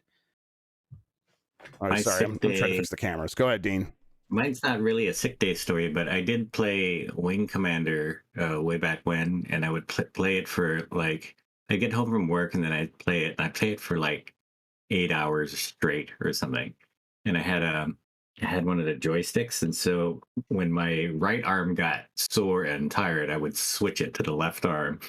And then so like I'd show up at work with some kind of RSI, and I'm like, oh man, I can't type today. Like, what's going on? So you have to go and take another sick day and go home and play more. Smart, Dean. That's smart. Right. So Wing Commander gave me RSI. All right, and then all right, let's keep going. From Nintendo Bro, happy Friday, Beef and Cheddar Bros. No questions for me this week. I just wanted to remind Jeff of that most excellent bomb I nailed him with when we were playing Mario Kart during the extra live stream. I hope all our community members are ready for game nights. Yeah, so we are going to start some game nights here pretty soon. Turbo Sean's in charge of that. I think we're probably going to be streaming some other games like me and Mike and some people here pretty soon.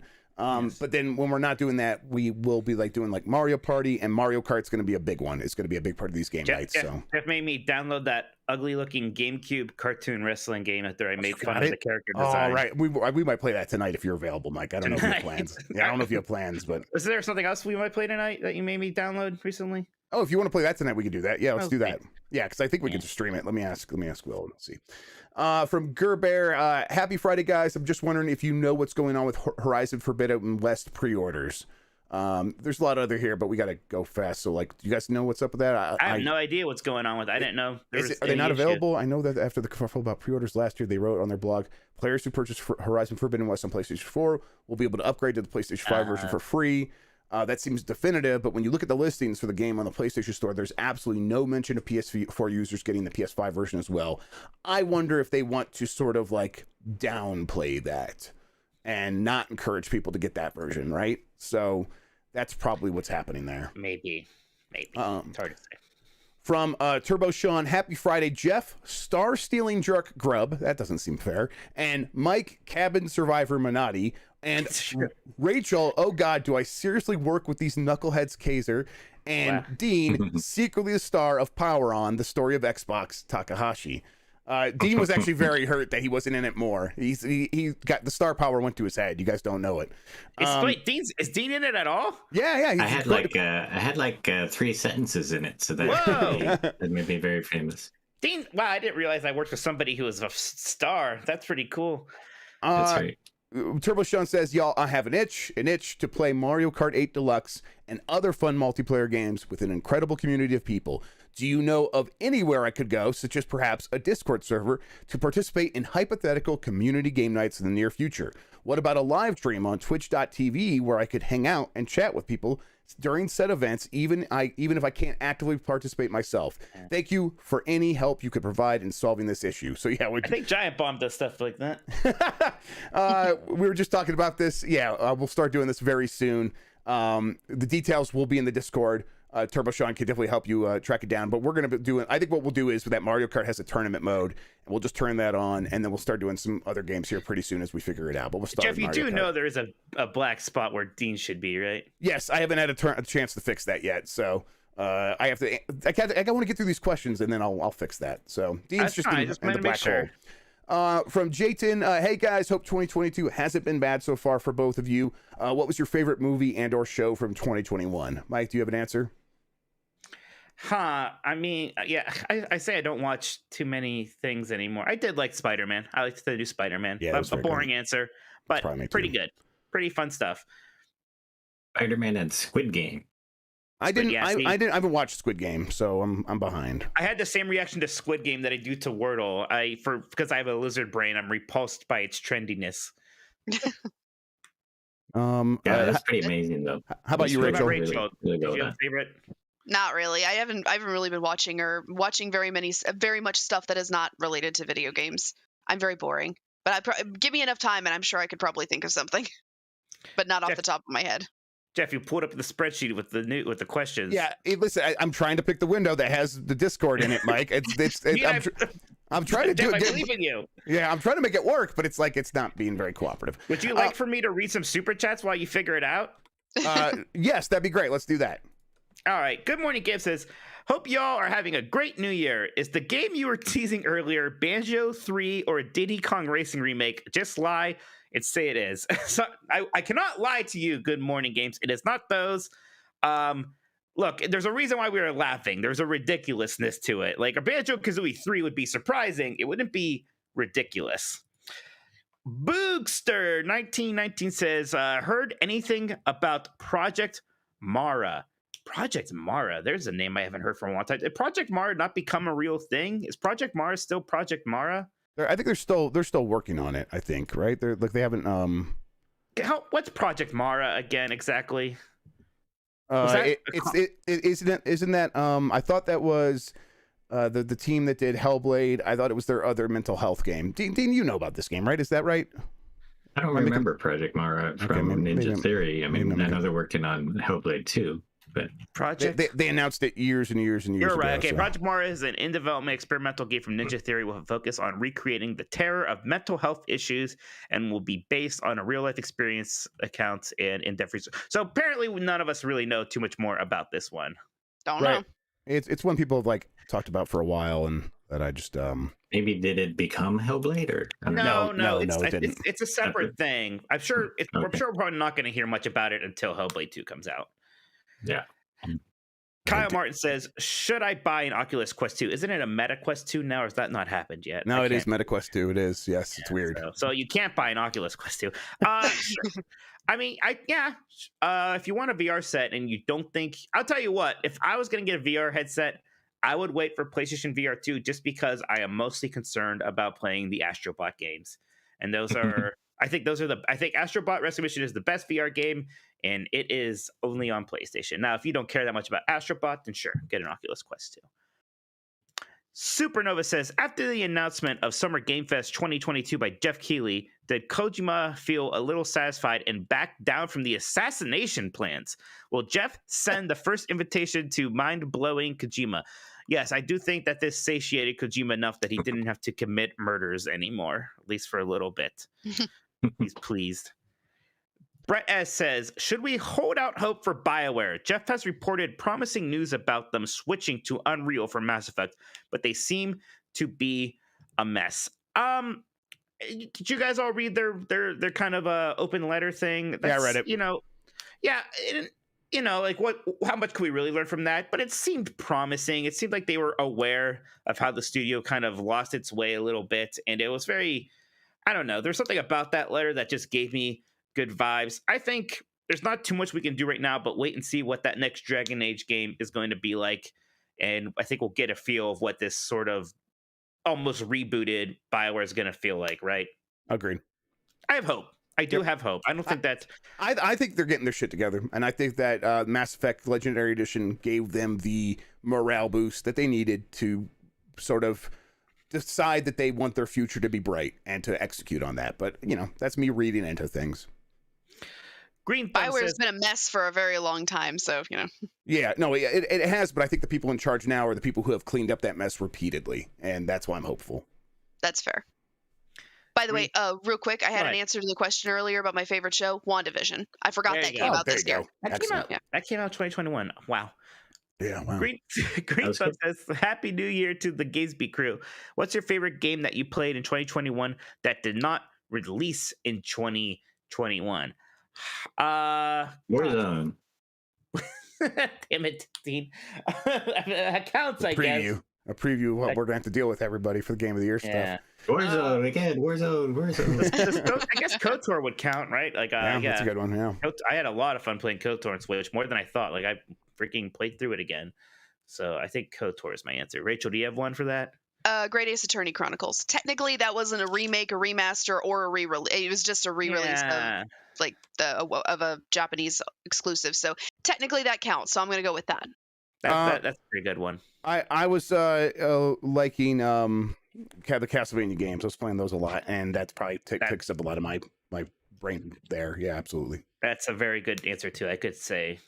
I'm trying to think now. I've been away from like which of those three did I like the most?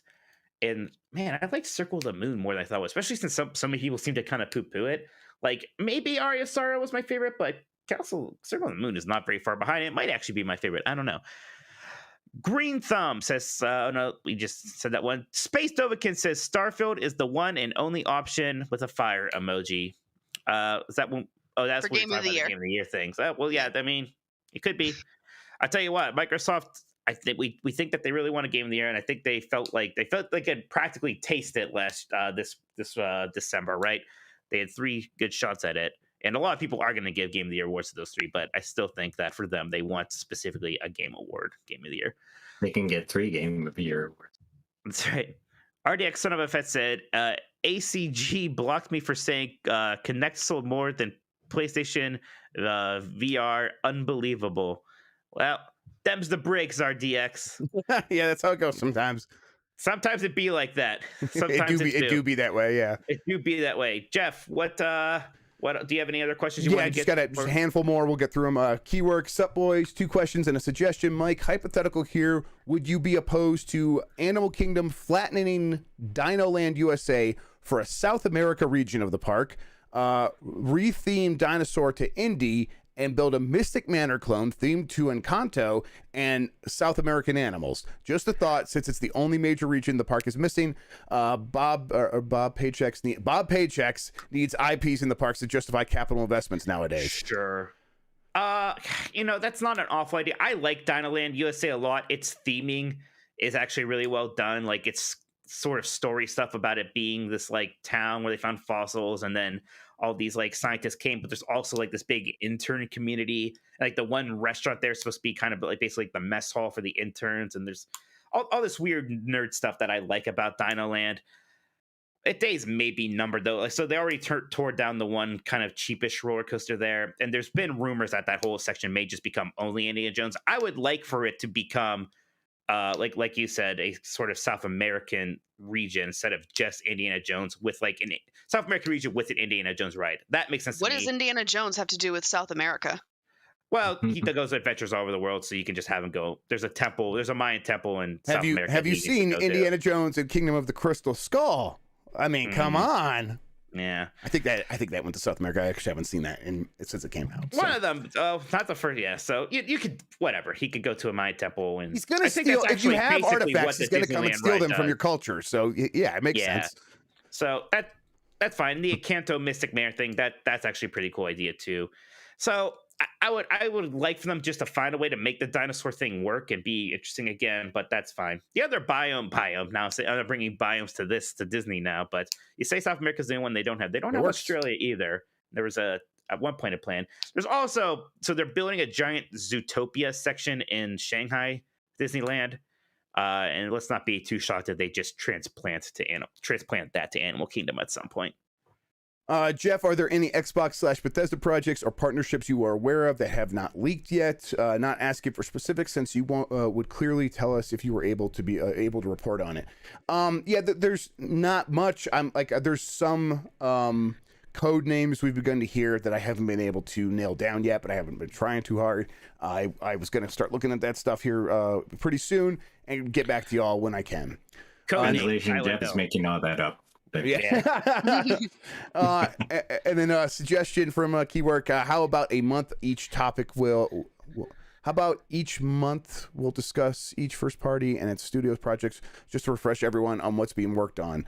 1 week Sony, then Xbox, then Bethesda, then Nintendo, and third party. Okay, I think I got you. So like, since we're looking forward after we're getting done looking back, we could start like picking these companies and then start looking at what they have coming up. Yeah, well, that's a good idea. Maybe we'll look into doing that. I'll start getting a list together and see if we can bring that in as a segment coming up. From Jedi Moss 4, does Ubisoft Plus eventually get added to Game Pass in some form? I mean, I think Microsoft wants to do that. I think Ubisoft's probably going to be pretty resistive to that. Yeah, I guess so. It is weird. I think we all assume, like, when we first all read that, we all like assumed, like, oh, so it's coming to Game Pass. Like, otherwise, who kind of mea cares? Culpa, right? Mea culpa. I did too. I did the same thing. Yeah, I mean, it's easy to like make that assumption because like everything that sort of works out that way. Just, I mean, EA did the same thing and they were on Game Pass, but I was really excited about it, and I was like, "Oh wow, this is coming to get Game Pass," and I was like, "No, Rachel, it's not coming to Game Pass." Yeah, but it's like, I mean, it's easy to see why you would assume that, but I just think right now that other companies are looking at EA, and EA would be having a very hard time sort of pulling out of Game Pass, and that kind of makes it like, if you look at like the long play here, Game Pass just sort of absorbs all of these eventually, and if you aren't in Game Pass, then you're sort of going to get like really left out, and you kind of can't do your own thing anymore. So I think Ubisoft's going to try to plant a flag in the ground a little bit, but at the same time, it feels inevitable. So we'll see. From Epic Open World, Jeff, are you prepared to just start the Game S every year January 1st now? Yeah, almost. Like, I mean, that's what it was like. It was January 6th yesterday when it was like, okay, it's clear we got to start the Game S again. So that's it might never stop, actually, at a certain point. It might just go year round here pretty soon. I was content letting the Game Mess be your thing, but now you got Grubbs next. I think I'm gonna have to coattail my way into more Game Mess stuff this year. Hey, I could use the help, so that'd be great. From Newfie Legit, any chances of Microsoft announcing another big exclusive to come out in 2022 besides Forza and Starfield? Also, any information on when Halo Infinite gets more content? So yeah, they've said like April, May for like the first big update. I don't know if it's going to be like new DLC style content. It's going to be like, oh, the co-op mode and stuff, and then next season pass next season pass for the multiplayer. I think that another big exclusive other than Forza, Starfield, and Redfall is probably unlikely for this year. Those are going to be the three this year that I've heard about for 2022, and they're not going to have much of the first half. You know, they'll have stuff like Stalker 2, but that's that you're not really talking about that. You're talking about GoldenEye Remastered. Yeah, GoldenEye Remastered. Yes, exactly. But then nothing on the level of like a Forza or a Starfield. NFT free now. That's right. Two more. Sosuke, hey, Jeff and Mike, and a rare Rachel appearance. Have you seen the Taco Bell Taco Pass? You get one soft or one hard taco a day for 30 days for $10 a month. Yeah. I can't wait for the Arby's Meat Pass. Well, that'll be incredible. Yeah, sure. Yeah, like Arby's a day will keep the doctor away, but a Taco Bell a day is not something I think I need in my life. It's like, and it's like a one taco per day. It's clearly just like a thing where it's like, well, you got to go in and get a lot more food if you're going in there. Like, right. That's not going to help anything. It's a scheme to get you to keep going to Taco Bell because then, it's actually brilliant. Like, just give people like those hard shell plain tacos. They cost them nothing to make. Just give them out for free. And they basically do it's like 79 cents. It's like, you could get that in your couch cushions. All right, finally, King is overrated. Hello, everyone. Will Marvel make Sony put any of their games that share their properties like Spider-Man or Wolverine on other platforms like PC?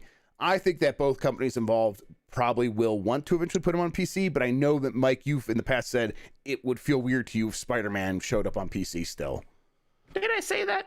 Yeah, but you were just, I think it was like when we were still like kind of like a little bit earlier on in the PlayStation exclusives going to PC. Maybe so. I think these days I'm already cooled on that a bit. I think at some point it'll probably happen. It might be like last in terms of things that we expect to get on there relatively soon.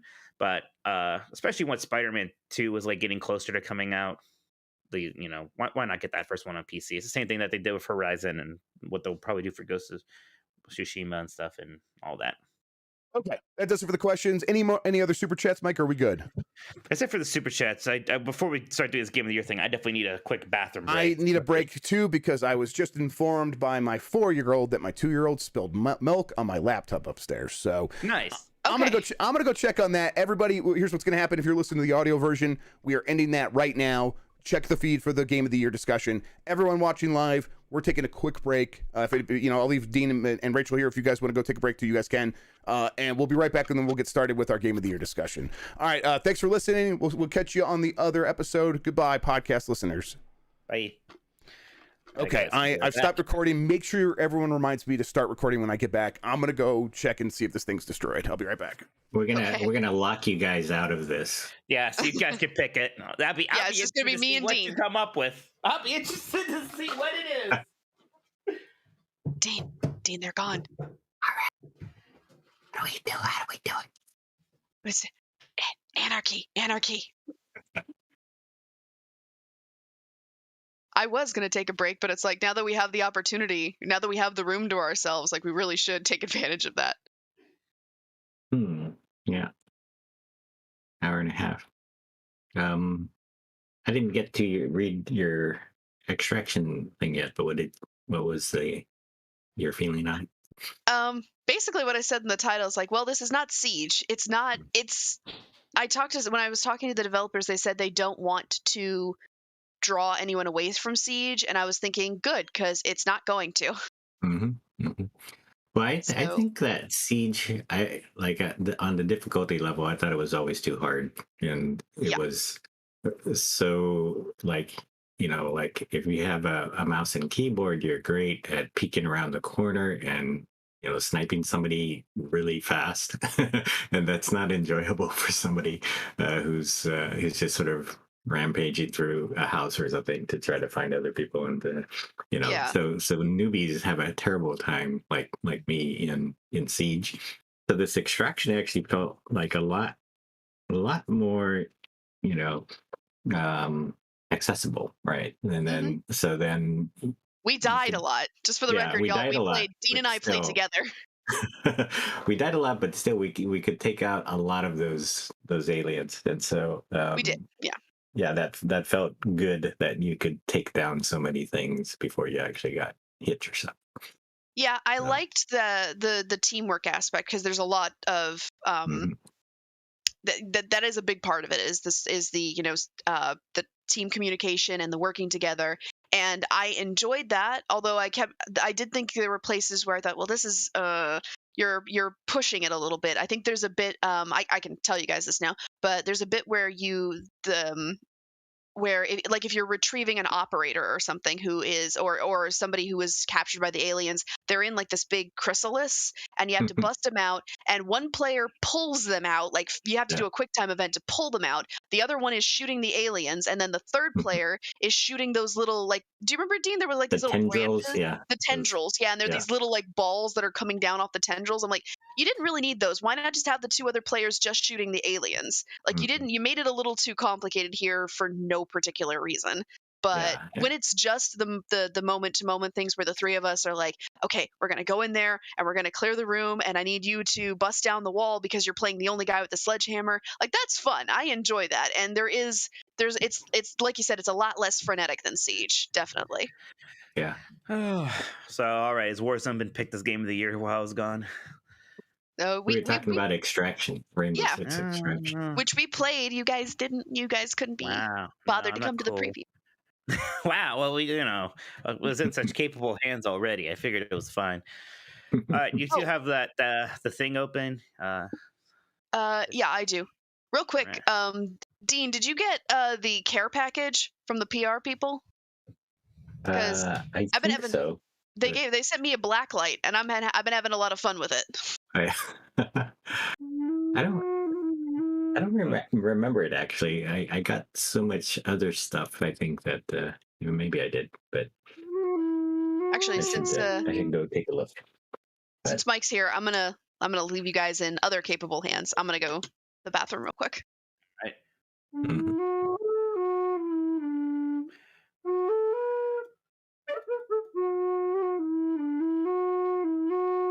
Wait, why do I know this? This is the Hobbit song. Oh yeah. Okay. We can start a Hobbit game rumor. There you go. Yeah, it's confirmed. I'm confirming right now that they're gonna make a game where Bilbo plays a flute. We make a game. It's gonna be a game where you can ride the dragon. Ride the dragon as a mount. Ride the Dragon is the name of the one cool song from the Shrek soundtrack that I like a lot. Good stuff. Ride the Dragon. Is there many games where you ride? I feel like Lair did a lot of damage to the whole riding dragon genre, and that came out like 15 years ago, and we still never recovered. And then Scalebound was supposed to be another ride a dragon game. That just never happened. Yeah, riding dragons, man. We remade Panzer Dragoon recently, and that even felt like it got no real momentum. I don't know what's wrong with riding dragons, but it's like I remember the conversation. I was at like one of those pre E3 events with Todd Howard and Jeff Keighley, and they were having this conversation. And Todd had this joke, and he said somebody asked, "Can you ride a dragon in your game?" And we're talking about Skyrim at the time, and then Todd says, "Yeah, but not in the way you're thinking."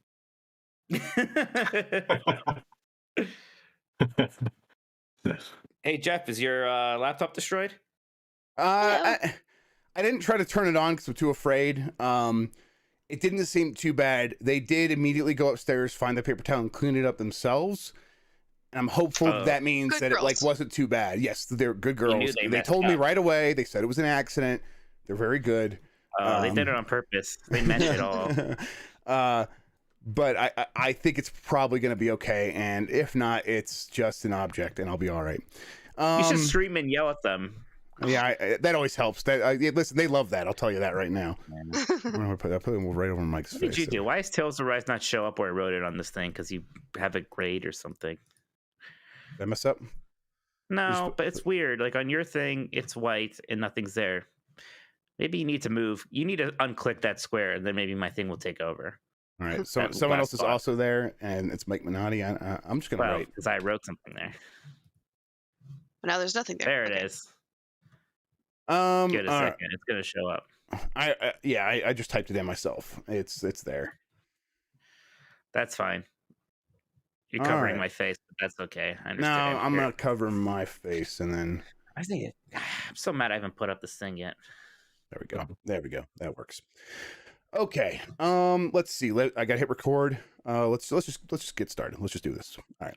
Crimson Dragon. There's a game I forgot about. That was like an early Xbox One thing that people Xbox played One, for a second. yes. Wow. All right. I'm counting down and starting. 5, 4, 3. Welcome to a GamesBeat Decides special spectacular. We are going to decide the GamesBeat Game of the Year in our top 10 list. If you've never been with us before, we've done one of these. Basically, we just have a big list and we whittle it down. We work together to try to figure out a consensus top 10.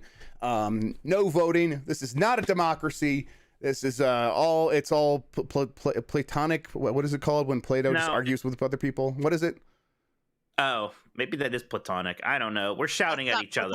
Yeah. It's not platonic. Yeah. We're going to shout at each other. Recording, Jeff? What? Did you start recording? I started recording, yes. Okay, just you told us to remind you. Yeah, I mean, I just said that's what I was doing. I mean, listen, I get it. I wasn't listening Anarchy. to you. It's anarchy. It's not a democracy. If it's not a democracy, we're all yelling. It's anarchy. That is a very good description for what's about to happen here, everybody. Decentralized. We're doing a DAO, everybody. This is a DAO. It's a decentralized author. I don't know what the A and the O stand for. Remember last year I got Ori and the Will of the Wisps Game of the Year just by kind of screaming about it. Yeah, by just kind of throwing a little bit of a fit. Yeah, we remember. I would say impassioned speech, but fit is good too. I recall that you liked it. You smiled when I yelled about Ori. Yeah, it was good. You did a good job. All right, everybody, we are going to get started. I'm just going to see if I can adjust Dean here a little bit and see if I can get his pretty face all even with everyone else's. We're good. Okay. Let's see. So what I have here is a list of games, and I figured I would start by just reading what we have here, and then we could do what we normally do, which is begin to remove games or maybe move games over. Well, like every year, you forget our actual process, and I have to remind you. Yeah. We're not going to just read these things. That'll take too long. We just go through one by one. I'm just going to read them all real quick, and then it'll take like 30 seconds. But Hitman 3, no, Halo Infinite. You can't even stop me. Final Fantasy 14 Endwalker, Ratchet and Clank Rift Apart, Psychonauts 2, It Takes Two, Metroid Dread, The Forgotten City, Inscription, Forza Motorsport 5, Bowser's Fury, Deathloop, Cruise and Blast, it's a favorite for sure, Guardians of the Galaxy, Resident Evil Village, Life is Strange True Colors, Persona 5 Strikers, Loop Hero, Balan Wonderworld, Monster Hunter Rise, Returnal, Game Builder Garage, Death's Door, Mario Kart Super Rush, WarioWare Get It Together, Golf Super Rush, Mario Golf Super Rush, WarioWare Get It Together, Far Cry 6, Call of Duty Vanguard, Super Monkey Ball Banana Mania, Age of Empires 4, Riders Republic, Mario Party Superstars, Tales of Arise. Now, I read the list. I had to correct you. Sorry, Jeff. No, please. I'm glad you did. That's this show. Is there anything missing from this list that we want to add now before we move on to the next round of cutting stuff? Somebody mentioned it in the chat. Does Great Ace Attorney Chronicles fit here since it's not technically a 2021 game? I will let you and Mike decide that. It's like, if that is, then we would have to put Castlevania Advanced Collection in too. I would say, honestly, there's actually more of an argument for Great Ace Attorney because at least it was localized for the first time and kind of remastered a bit since it's a 3DS game being baited to a Switch game. You can. I will say I probably, as the other person, I probably wouldn't put it on the top 10. So it would maybe be a futile exercise anyway. But if you want to put it up there and see where it goes, we can. I think we'd have to put a lot more on there that came out this year, like the remasters and everything, if we were opening that door. I think I'm fine with just leaving it off. And as a reminder, we are going to have a remaster of the year category, or like a revival of the year, right, where we'll talk about Mass Effect, we'll talk about Castlevania for sure. So if we want to save that for that, I think that makes the most sense. Okay. Yeah. Okay, anything else that we want to add, or are we ready to get started? I think we're good. Chat's not yelling about anything. So like, there's some things like Chivalry 2 was good. Yeah, Shin Megami Tensei 5. I probably would be the biggest advocate of it, and I'm not that high on it. I'm sorry. It's good, but it's not a Game of the Year thing for me.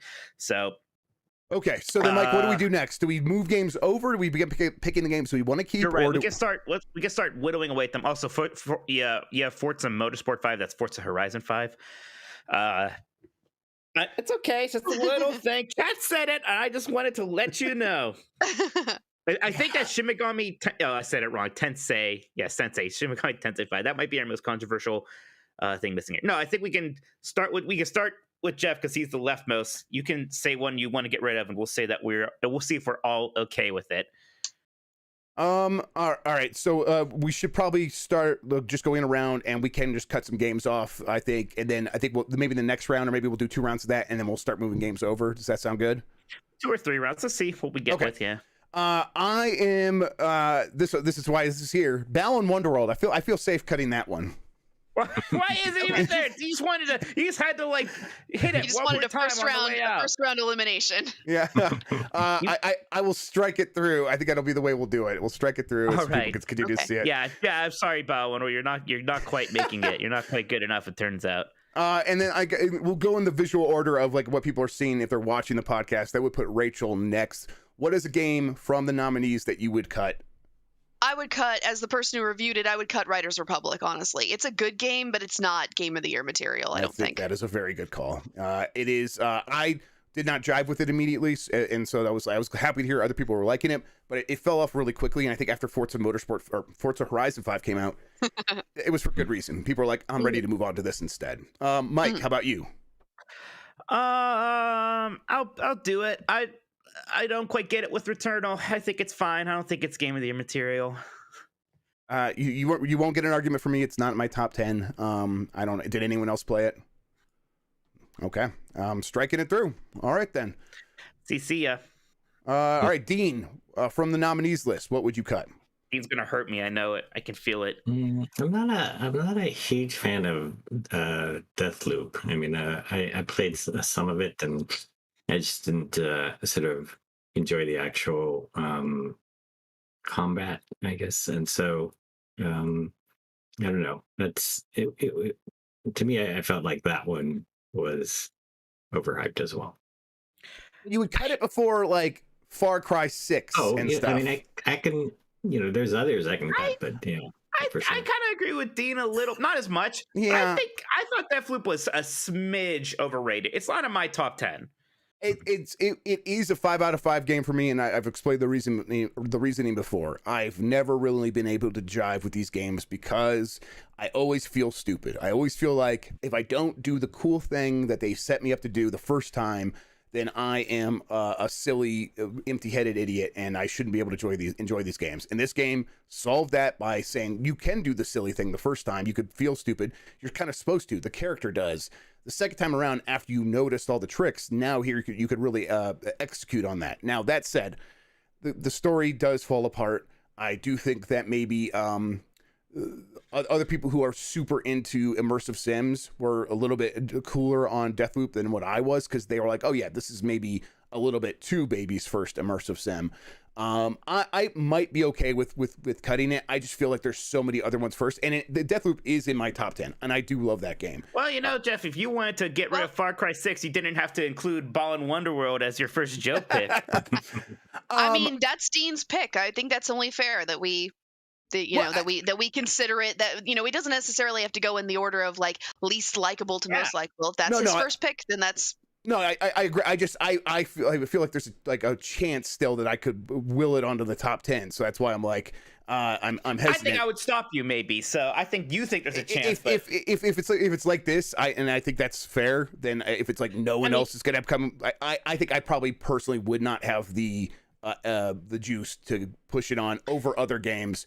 So we could probably just cut to the chase and cross out Deathloop. All right. I mean, look, it's not like we're throwing these things in an abyss. For some reason, we need to pluck them back out of there again for some reason. No, for sure. Absolutely. It might mean like a little bit less conversation about it than I would like to have given it, but that's fine. All right. Then back to me. I will cut Far Cry 6. I think that's an easy one. I think that one was even the people that were defending it at first, I think came around and be like, oh, yeah, it's more of the same, and I'm okay with that, but actually it's more of the same and also pretty bad. So I didn't like the ending. I know I reviewed it, but I never got as far as the ending for the review, and I didn't like the ending, so I approve. Yeah, get rid of it. It's bad. I'm going to straight up say, like, yeah, I'm just like, it's gone from being like inoffensively whatever it is to now just straight up like, yeah, I'm like, I think this is a negative thing about the industry now is Far Cry 6. All right, I think that means Rachel's up next. I would cut WarioWare. I played it, didn't like it. I thought it was kind of. It failed at what it accomplished, what it was set out to accomplish. In that, I did not find it a particularly fun party game. Yeah, I think that I like compared WarioWare. To other games on the list. I like WarioWare a lot, but it's not going to be a top 10 game in any list really. Given my personal list, it probably won't make it. So yeah, that's fair. I've crossed it out. All right, Mike. Yeah, I liked WarioWare also, but yeah, it's not top 10. Mario Golf Super Rush, I think, is probably even worse than WarioWare. It's a pretty forgettable Switch game this year. Yeah, I mean, I also enjoy playing that game, but I've not gone back to it even as they put out more content. Yeah, that's fair. It's a good golf game that doesn't have some of the modes that like the last Mario Golf games had. So it's like, it's just unfortunate. Like they could have really turned it into something and they didn't. All right, Dean, your turn. Can I add to the list? Yeah, absolutely. Sure. But you also have to cut something. Let's see. So I liked House of Ashes. The latest installment in the Dark Pictures anthology. I completely forgot about that. Yeah, okay. They're improving upon that whole series. Like it feels like maybe not the last installment previously, but it feels like it's continuously improving, and so they are getting to this more ideal combination of like story and really realistic looking people, and then some action that they can mix into it. And so it's not all just boring quick time events, right? And so I felt like they took a little step up with the action side of things in this one. So that's why I'm adding it. Okay, now, but you also have to cut something. So cut something. Cut something. Yeah, I think I'll pass on cutting something because I'm kind of like not as familiar with so many of these other titles that I haven't picked already. All right, that's fair. Then at this point, then we probably should start moving games over to the top 10 side. Let's go reverse order. Dean, move something over to the top 10 while I get the list stretched out to so we could view that. Well, it's kind of easy. I move Halo Infinite over there. Oh, okay, fair enough. I don't know if we get debate on that. I mean, no, we're doing the most obvious first. We'll get a chance to debate it when it probably comes to like placement or something. But yeah, let's move it over. I feel good about that. All right, Mike, what would you move over? I'll move over Metroid Dread right now. All right, Rachel. I would like to move over Ratchet and Clank Rift Apart. That sounds good to me. And I will move over Hitman 3. All right, Dean, what else are you moving over? Let's see. I would move over Age of Empires 4. Okay. All right, let me just do this real quick. Mike, go ahead and pick something while I'm catching up. I'm moving over Endwalker. All right. Rachel. I'd like to move over Life is Strange True Colors. Yeah, I think that was right here. This is fun. This is like a game show. Yeah, right. Absolutely. And then, man, all right. This is kind of a little bit tough for me, but I think I will move over the Forgotten City. I think I'll move that over. Okay. That wraps back around to Dean. Let's do 2 more rounds, or maybe at least 1 more round, and then see how we're feeling. Dean, go ahead. Yeah, I move It Takes Two over. Okay. Mike. Gosh, I will move Psychonauts 2 over. Good. Rachel. I'll move over Resident Evil Village. Right. And then I think okay. I think I will move over. I'm like debating between Inscription or Bowser's Fury. I think I'm gonna move Bowser's Fury, actually. Okay, so now we have 12 games. I think are there, when you guys look at the list over there that's left behind, are there other games you still feel pretty strong about? Because I think I do. But what? Yeah, I think I could do 1 more round of this. Okay, yeah, that sounds good. And then we could start whittling away from 16, I think. All right, Dean, go for it. Vanguard. I move Vanguard over. Of course he does. And I would have been disappointed if you hadn't, Dean. Mike? I just wanted to I will move over Tales of Arise. All right. Yeah, I think now we're getting interesting picks. Rachel? I will move over Forza Horizon 5. Oh my gosh, you almost forgot Forza Horizon. Yeah, I know. 5. I'm like, we would have moved it over once we realized. I forgot to put my name down there, but yes, Forza Horizon. And then I think I'm gonna move Inscription. Jeff, you haven't moved over Cruisin' Blast. I know. I'm like, listen, Cruisin' Blast is my number 10. I would very much like it to be number 10 on our list as well. But just going out of character here. Hey, but there's a lot of games. I mean, I don't know. I'm just saying. You're off brand, dude. Right. You're off brand. Listen, so there's a lot of games still on the list. Let's see here. Let me highlight the things that we've already moved over, and then we can look at what's left over. Let's look at the games that we haven't moved over or crossed out. Let's maybe say something nice about them and see if we want to move them over. But if not, we can move on from them. So say something nice about the things we haven't moved over. Yeah, or crossed out. Let me just let me highlight these ones or color them in so we know which ones we have moved over. I think it's the wrong color. There we go. There we go. All right, whatever. Okay, so yeah, Cruisin' Blast. Like I said, I would kind of like to try to get it on the top 10 list, but I don't know. Is you know Jeff, move it over. Let's see if it gets. Let's move it over. Let's move it. I'm moving it over. Yep, that's right. Okay. All right. So Guardians of the Galaxy, I think, is going to be one where I like that game a lot. Have any of you played it? I haven't gotten very far into it. I'm like, I got it in the winter sale, and I haven't. Right. I'm like this far into it. So. Man. Yeah, I kind of blew it by not playing this one. This is the one I really should have played, and I just didn't get to it. I may feel differently by this time next week. Right. I really like it. I don't love it mostly because I think it could get kind of the combat is good, but it's not great, and the upgrade system is good but not great, and they are always talking, and early in the game that's not the best, but as it goes on, it really wins you over. It's very charming by the end, and it's a great story. It's very well told. I wish that we had the consistency to get it on this list because I think I would feel good about it. I'm just not going to be the one to push it on there. So, and I'm the only one that's played it. So I think it's a shame. It is a very good game. People should play it.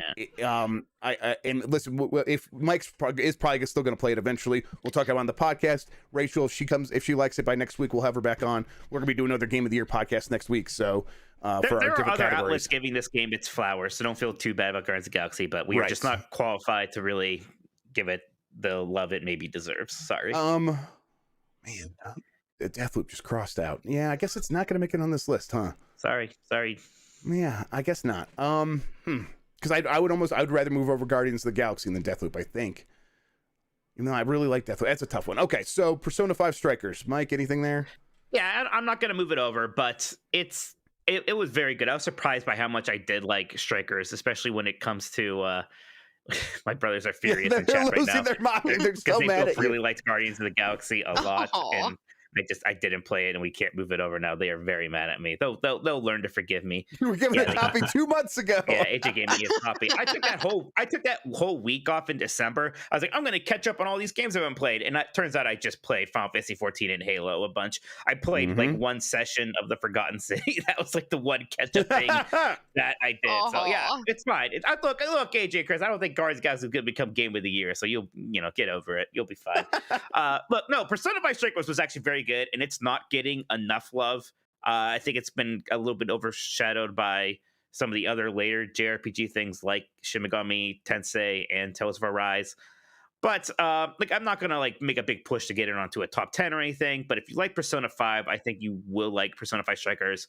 And as somebody who doesn't like those Muso games, I was very happy that this has a bit of that, but more so it's just a really well thought action RPG that can sometimes support battles with a lot of enemies instead of just being one of those giant button mashy action games.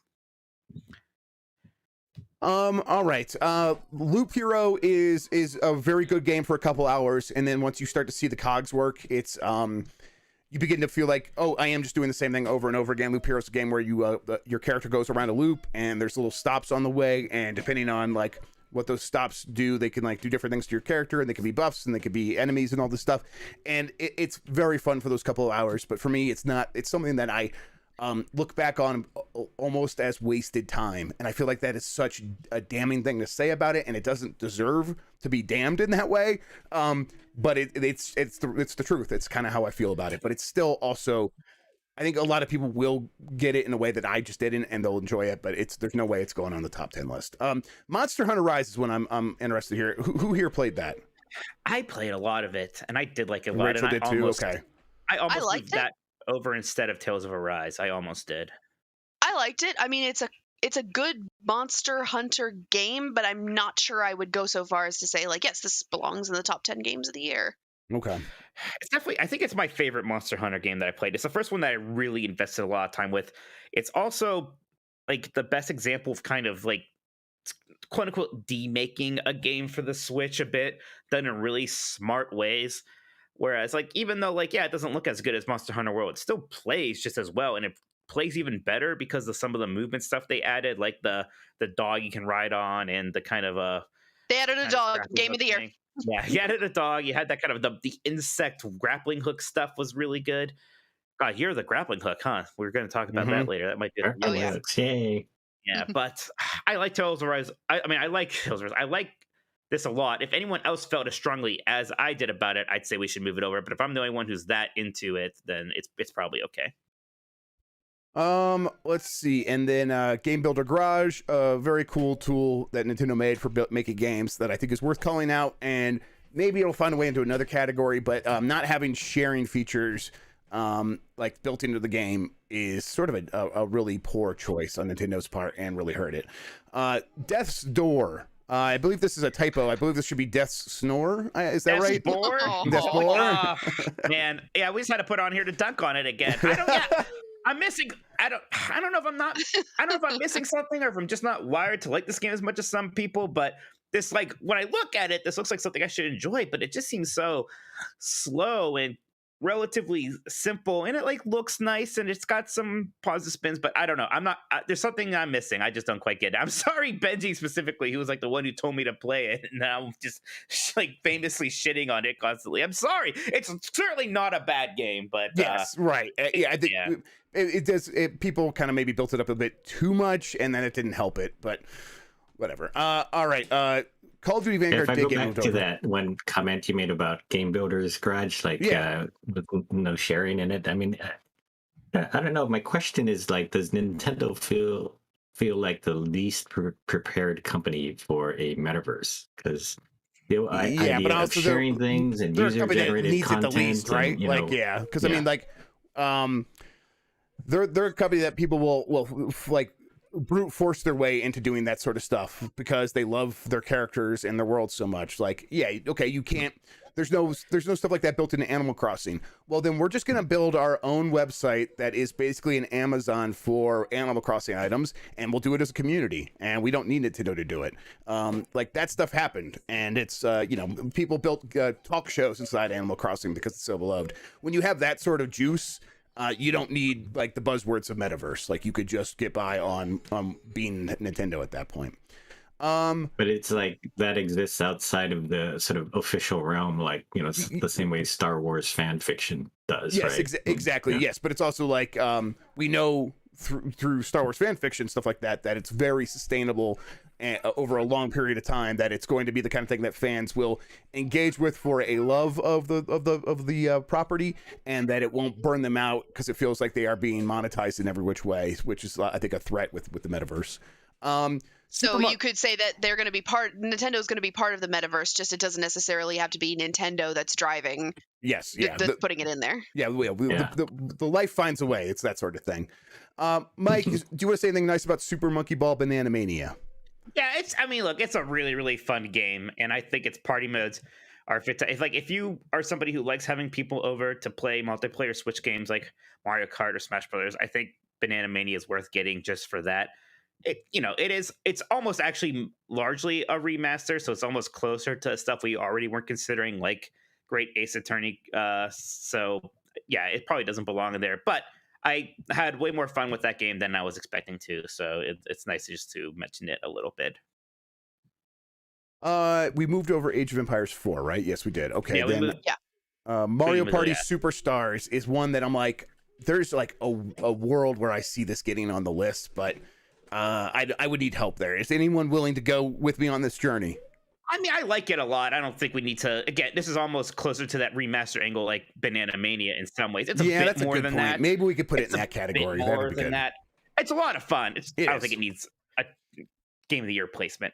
It's a lot better than, say, WarioWare or Mario Golf. Yes, it's a very good game that is also very bad at the same time, just because like you could end up having a really bad time, but even when that's happening, it's still somehow really fun. I know it's like a paradox, but it's the truth, and it's kind of the way it should be, because it is supposed to be sort of quasi-competitive. It's like this weird other side of competition where you're supposed to sit down with your family or friends, and it doesn't really matter who's winning, but when you're losing, it's fun to like bicker and complain, and it's all part of like what you're doing there, and it captures that really well, and it enables that really well, and people can hold grudges, and you take that into the next time you play, and that's all part of the game as well, and they do a great job of capturing that. Yeah.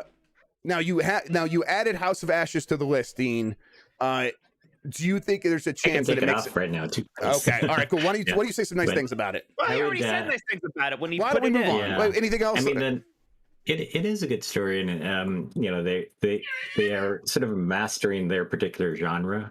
But then I'm very frustrated with the I think the engine still, where anything that looks really, really high quality has to be so slow and not interactive, right? It's like watching a movie too much, right? And so I think this whole genre needs an engine upgrade so that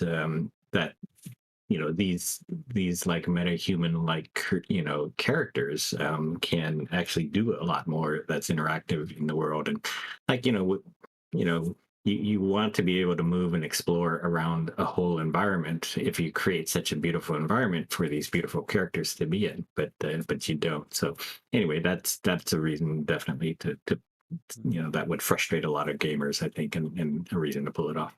I'm gonna do something to your list here, Jeff, because it's driving me a little crazy. There we go. That's great. I'm glad you did that. Thank you. Okay, so let's go over the games now that we have moved over, and then we will have to begin the difficult cutting process. So this is when we should get really spicy and do another round of people getting to suggest one for cutting. Yes, you're absolutely right. We need, because we have too many games. So I'm going to read them. Halo Infinite, Metroid Dread, Ratchet and Clank Rift Apart, Hitman 3, Age of Empires 4, Final Fantasy 14 Endwalker, Life is Strange True Colors, The Forgotten City, It Takes Two, Psychonauts 2, Resident Evil, Village, Bowser's Fury, Call of Duty Vanguard, Tales of Arise, Forza Horizon 5, Inscription, and Cruise and Blast. That is 17 games. We've got to cut 7.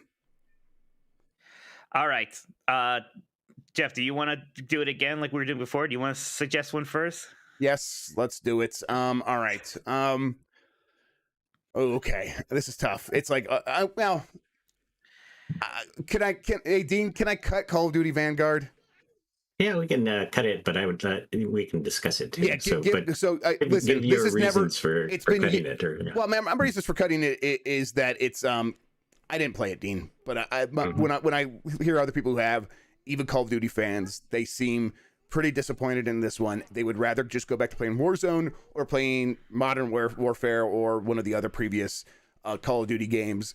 I feel pretty good cutting this because you have never been okay with us cutting a Call of Duty for years now. So, and you immediately going Halo Infinite for like your first pick. I was like surprised. I'm like, I still thought you would put Call of Duty on like number 1. So I guess you tell me, let's say some nice things about it and let's cut it. I discussed some of it. I think Modern Warfare was a peak for Call of Duty, right? They went into something that was disturbing, and they really did execute on it well, and they used that to move into Warzone, and then they had a couple of troubled projects, where there was basically infighting among the Call of Duty studios, and they got rid of some leaders, people, rebooted projects. And so the usual love and care that goes into 3 years of work into making each Call of Duty game didn't happen the last 2 times around. So Cold War was fairly short as a game, and it felt like they barely got that out, right? And then Vanguard also, Sledgehammer also had a lot of issues with the founders leaving as well and getting a reboot, and then, sort of a basic dispute among the different studios as to how to get this done, and so it didn't also have the same amount of time, and so you can tell that I think that they also sort of returned to World War II in a way that was frustrating for a lot of people, like especially in Warzone. Like if you're going from modern weapons in Warzone to World War II weapons in this Caldera map, because of Vanguard, then Vanguard gets a lot of grief for that, right? And so, and then the good thing about Vanguard is that they did figure out a good story. Like they did bring in writers, like Alexa Correa was part of this team, right? And they, normally in these sort of World War II games, like the last Battlefield game, like they have this vast landscape of different scenarios where you can play across different theaters of war. Different theaters of war, but they don't tie any of that together. Like that was the last Battlefield. It's like they had 5 missions for each different part of the world. And you never really got to like these characters or know much about them or anything like that. And so it was just so abbreviated as a narrative experience that it really sucked, right? And so Vanguard has this one theme of like, let's do this all across the world, and Battle of Midway and Stalingrad and different theaters. But then they tie it together by saying we're tracking people who helped with the rise of special forces, right? And then they come together as a team for a mission at the end of the war to root out a bunch of Nazis who are trying to carry on in the underground after the war is over, right? Yeah. And so they create these they talk about the creation of the special forces, and they bring these characters together, and so there's a narrative center line or story this time that brings them all together. I think people still kind of maybe are burned out on World War II, and so that's a bit sad for Vanguard, and I think that's one reason it's not as popular, right? Right. I mean, and there's kind of there's not much they could do about it, but also I feel like they could. I mean, you could predict it a little bit. I think when they started this game, maybe not as much as people were feeling it when it came out, but yeah. Remember my gamer rap, that thing that's on YouTube still that I made in 2006. I remember. My best line from that thing back then was World War II is the shit. I wish more games were set in it. Yes, yeah. and that was a joke then. Yes, yeah. So yeah, it's gonna have to like pay the price there a little bit, but also I just think Modern Warfare was such a high watermark for this series, and this game is not living up to that, right? Yeah, this was not Modern Warfare, and I do think the best part of this game was the woman character in Stalingrad, who was the expert sniper, and the sniper missions that they came up with were actually a great deal of fun. So that was sort of the plus for Warzone, and then the multiplayer is pretty excellent as well. Lots of great maps, and then it does feed into Warzone. So I don't think they have any problems, and but I do think that it shows when they don't give a full 3 years of love and full scale development effort to one title. Right? Yeah, and I think that's gonna show more and more if they continue to struggle with these games, which I think is possible. Rachel, you were gonna say something? I was just going to say that I didn't necessarily want to praise Vanguard, but I did kind of want to praise, I guess sort of like give a little like sort of faint praise to the gaming industry, because I do remember when Battlefield 5 had a female Warhawk in the trailers for Battlefield 5 for the game, and everyone collectively lost their minds over it, and now we've got a female playable character in Call of Duty Vanguard, and everyone's like, oh, okay. Yeah, it's just so. We freaked out a couple of years ago, and now we're sort of like we sure sort of became okay with it. Okay, yeah. And in multiplayer, there's a lot more female choices for characters too. So yeah, that's I think they've gotten over that. On how much Vanguard talk I can take. Yeah, no, we do have to move on, but I'm glad we're supposed to talk about these games. That's the point. But speaking of freaking out, can I do something? Can I go back on something? Because I think I came to my own truth here in this moment, and I think I'd like to swap out Inscription for Guardians of the Galaxy. I think I like. Okay. I think I like Guardians of the Galaxy better. I think I Maybe found my truth. Stop screaming at me now. I think this is the truth inside of me all along. Inscription's fine, but people built it up too much, and it's not as good as it's not as good as you all are saying. It's not. Oh my gosh! Right, man, Inscription's another game I probably should have played. Fine. I'll allow you to make this change so that it's in my heart. It's true. It's cheesy, like Rachel, a movie that's just trying to be like Hollywood. You should vote to get rid of Guardians of the Galaxy now. No, I can't. Jeff knows where I live. It's like. Yeah, I like Jeff's existential angst. It really is. It is. It's true, because it's like, yeah, I can tell Inscription's doing some cool stuff, but the way people talk about it, I've made myself feel like I had to like it more than I think I do, and it's a really good game. I like Guardians of the Galaxy better, so it's on the list. Last minute swap. Okay, my brother just called you Jeff Minotti, and apparently I'm Mike Grubb now. They've adopted you. I'm the brother now. Mike, look at me. I'm the brother now. Oh my god! All right, Rachel, your turn to cut. Your turn to cut. Am I restricted to only cutting things I put on the list, or can I cut anything? Very specifically, you should start cutting stuff that you did not play that you don't think rates. In that case, I don't know. I'm gonna get eviscerated by one of you here. You got to do what you got to do. I mean, that's the way it is. We'll figure it out. I don't think Hitman 3 needs to be on this list. Oh, that's not going to happen, actually. No way. Mike, I want to hear why. I want to hear why. Because I know there's there are people that feel the way you do, but God, it is my game of the year, so it's my number one.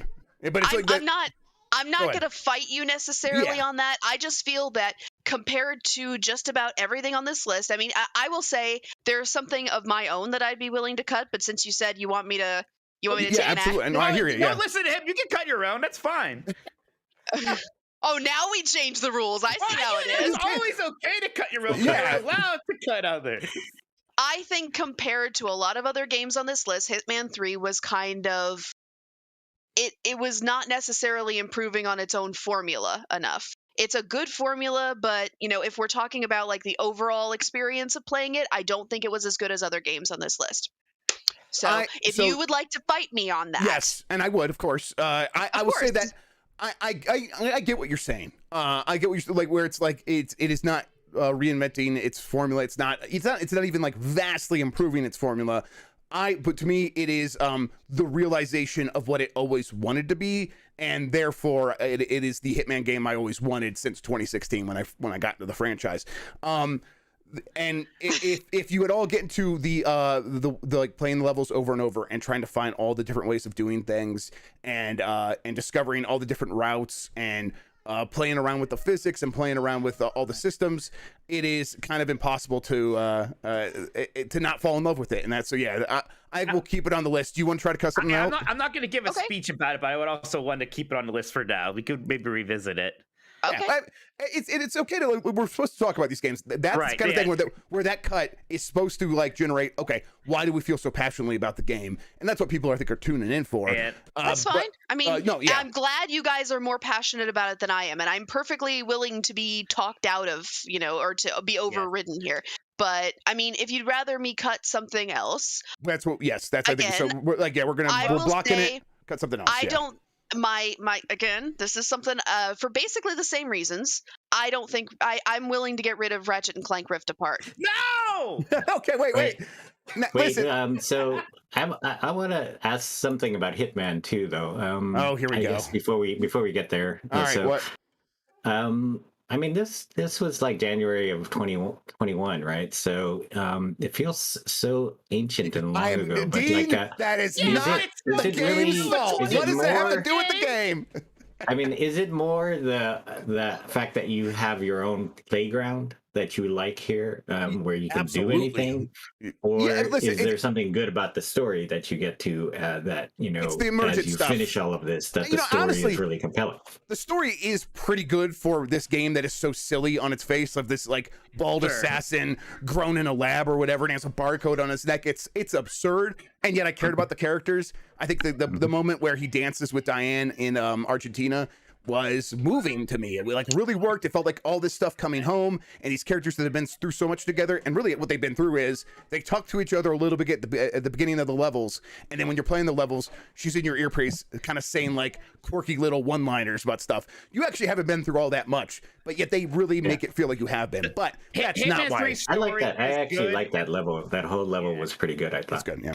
Hitman 3's story is good and the characters are good, even though they don't really need to be. Like, I would still probably argue for it, even if like that stuff wasn't that good. Right. But it is. And we have to talk about Ratchet and Clank now, though. Rachel, why? All right. Well, I would just sort of say that, we should keep Hitman for now, I think. Okay. We're I'm outvoted. It's fine.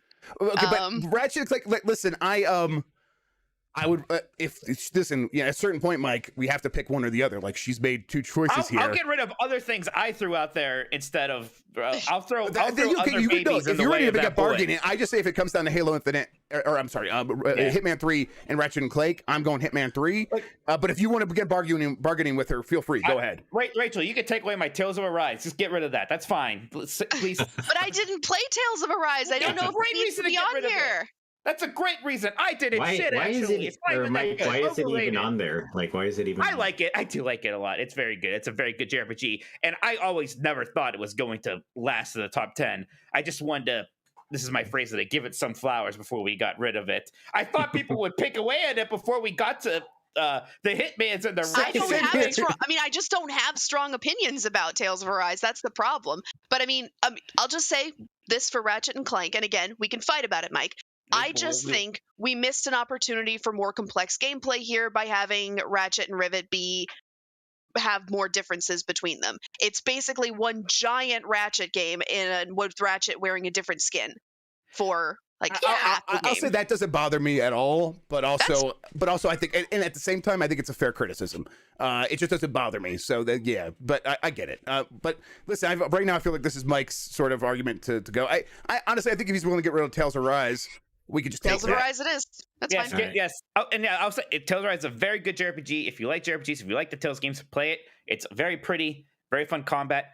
Jeff hated it, but that's another reason why it's probably good. Bargaining isn't one of the stages of grief. Yeah, that's where we're at already. I'll tell you what, I was like, man, where's she going to go after we would have allowed Hitman? I was expecting Ratchet & Clank. Oh, my God, my heart. All right, but that cuts us her pick. So, like, your work for this round is done, Rachel. Mike, now you got to pick one. I was going to pick one of Jeff's. Now I almost want to pick one of Rachel's. Like, I need to, like, retaliate here. No, I'll still go and say it. I think the Forgotten City, Jeff, is good. I maybe don't quite get some of the super praise for it. So I love the Forgotten City. It is a playground in a slightly different way where the pieces are a little bit more stiff. They're a little bit more static in what they are. It's more about, maybe it's more like a museum where, or like a funhouse museum sort of thing where, all right, we're going to let you go loose. And you can be a kid and just go explore everything. And yeah, you could pick up the exhibits and you could play with them in your hands and see what they do. And you could try to figure out how they fit together with all the other pieces because there's a bigger story happening here. And to me, that is very exciting. Very few games have done this successfully. And the space that they do it in this hidden, forgotten Roman city, yes, that is lost to time and also has this insane rule where if anyone sins, everyone dies, and then there's a time loop, and now you got to figure out what's going on. It is a very good premise that is then fun to figure out what's going on, and then they also pretty much, for the most part, nail the landing. I can understand if some people aren't super happy with the exact, like the canonical ending and where they go with that stuff, but I liked it. It was fine with me. And then the post sort of ending stuff that happens was fantastic.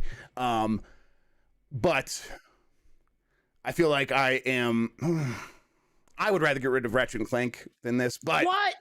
I would, but listen, but I don't think that's going to happen. But honestly, I don't know if either of these games are going to make it when we're all said and done here. Oh my God, I'm gonna. That's what you think. I'm on your side with Ratchet, but there's other games I'm going to have to like save first. I guess we'll see. We'll see how it plays out. Mike, we got 5 games to cut, so yes, yeah. I've said my piece about the Forgotten City. I think I will move it over. I'll move it over. Okay. All right. I'm almost afraid to ask Dean, which one do you want to cut? We could just block him right now because for whatever he's going to say, it's probably going to be hurtful. Go ahead, Dean. This is getting difficult here. Yes, it is. It is. I don't feel like I was really, from what I saw, I didn't play it, but I was not really attracted to Forza Horizon 5. Like, I've played so much Forza over the years. Now, Dean, I'll just say real quick, just to cut you off real quick. I think that if you had played it, because I've kind of felt the same way as you, and when I started playing it, it was like, oh, this one they did figure it out to make it like so attractive to play, so desirable to go back to. Now, but this is, I think I didn't even put it on here. I think Rachel and Mike maybe even like it more than I do. So I don't know. How do you guys feel about cutting Forza Horizon 5? I used to have been opposed to it, but now that Ratchet and Clank and Hitman 3 are in trouble, I'm like, get it out of here. I need to say, I got more important babies on this list now, is what I think. I think my enjoyment of Forza Horizon 5 is a little more academic than passionate. Uh-oh. If you know what I mean. It's happening. I'm not in favor of cutting it necessarily, but I'm also, if that's the... I mean, okay, if we're not going to cut Forza Horizon 5, what would we suggest to cut? Because I actually have one... Okay, I will say this. We can't cut Forza Horizon 5 before Cruis'n Blast. I don't think we can. I know it's a funny joke, and we do like that game, and it's a bit of a thing, but... Let's get okay, real you're here right, now. You're right. Okay, all right. Let's just say it. Okay, so you're right, Mike. You're right. God damn it. I was like, there's dreams of it getting on the top 10 list, but they are just dreams. It is a game that if you are... Jeff. No, it's fair. You're right. You are right. There's too much going on now. You're right. if you Dean and I were waiting for Mike to do it. If your family gets a Switch, I didn't think I would have to. You're the only one. I'm sorry. Listen, I knew it was going to be betrayed eventually, and I knew it was going to be a stab in the back. I knew it. We were waiting. We knew you. Well, hey, when Mike said it, you were like, oh, "Okay, you're right. You're right." If Dean and I had said it, on the other hand, that's right. Can you imagine? I had to come for Mike. Listen, Cruiser Blast is an actual very good game. It is not even. It's not just a joke, although it is a funny joke that we make such a big deal about it. But it's the kind of thing where if your family gets a Switch and you want to pick one game that you could put on the TV and let everyone play on Christmas Day and enjoy it. This is not like I had multiple people tell me they did this with their families. It was the game they played all day that day and everyone loved it. It is that game where it's just going to be a crowd pleaser that anyone can pick up and immediately have a good time with, because it was an arcade game. And I played it a couple times on the arcade, but just you bring it home and just kind of can play with it whenever you want. Something about that really translated very well. It's a game that deserves the praise it gets. It deserves high review scores. I get that it is also just an arcade port at home. It's kind of short. It's a bit expensive for what it is.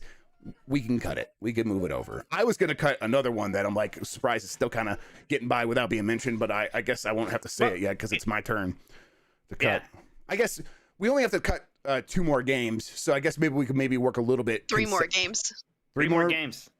3 more games. We should do a round because there might be one that we yell about and try to save. So Jeff, why don't you say what you're thinking? I'm not going to say what I'm thinking because I want it on there. So let's see here. Shit. All right, maybe I might have to say it because I'm not sure if I want to cut anything else. I think I might have to start talking about other people's darlings. So I just don't think it's going to go anywhere. Life is Strange: True Colors I've not played. Is that one that has to be on here, Rachel? I think that it is a really good adventure game, and I think it. Let me put it this way: I hated Life is Strange. Fuck, I thought it was boring and pretentious and terrible. I really liked True Colors. I thought it was what Life is Strange is supposed to have been. A glimpse into the life of some people who are going through a lot of emotional turmoil. It's a really good murder mystery, and it has really good performances.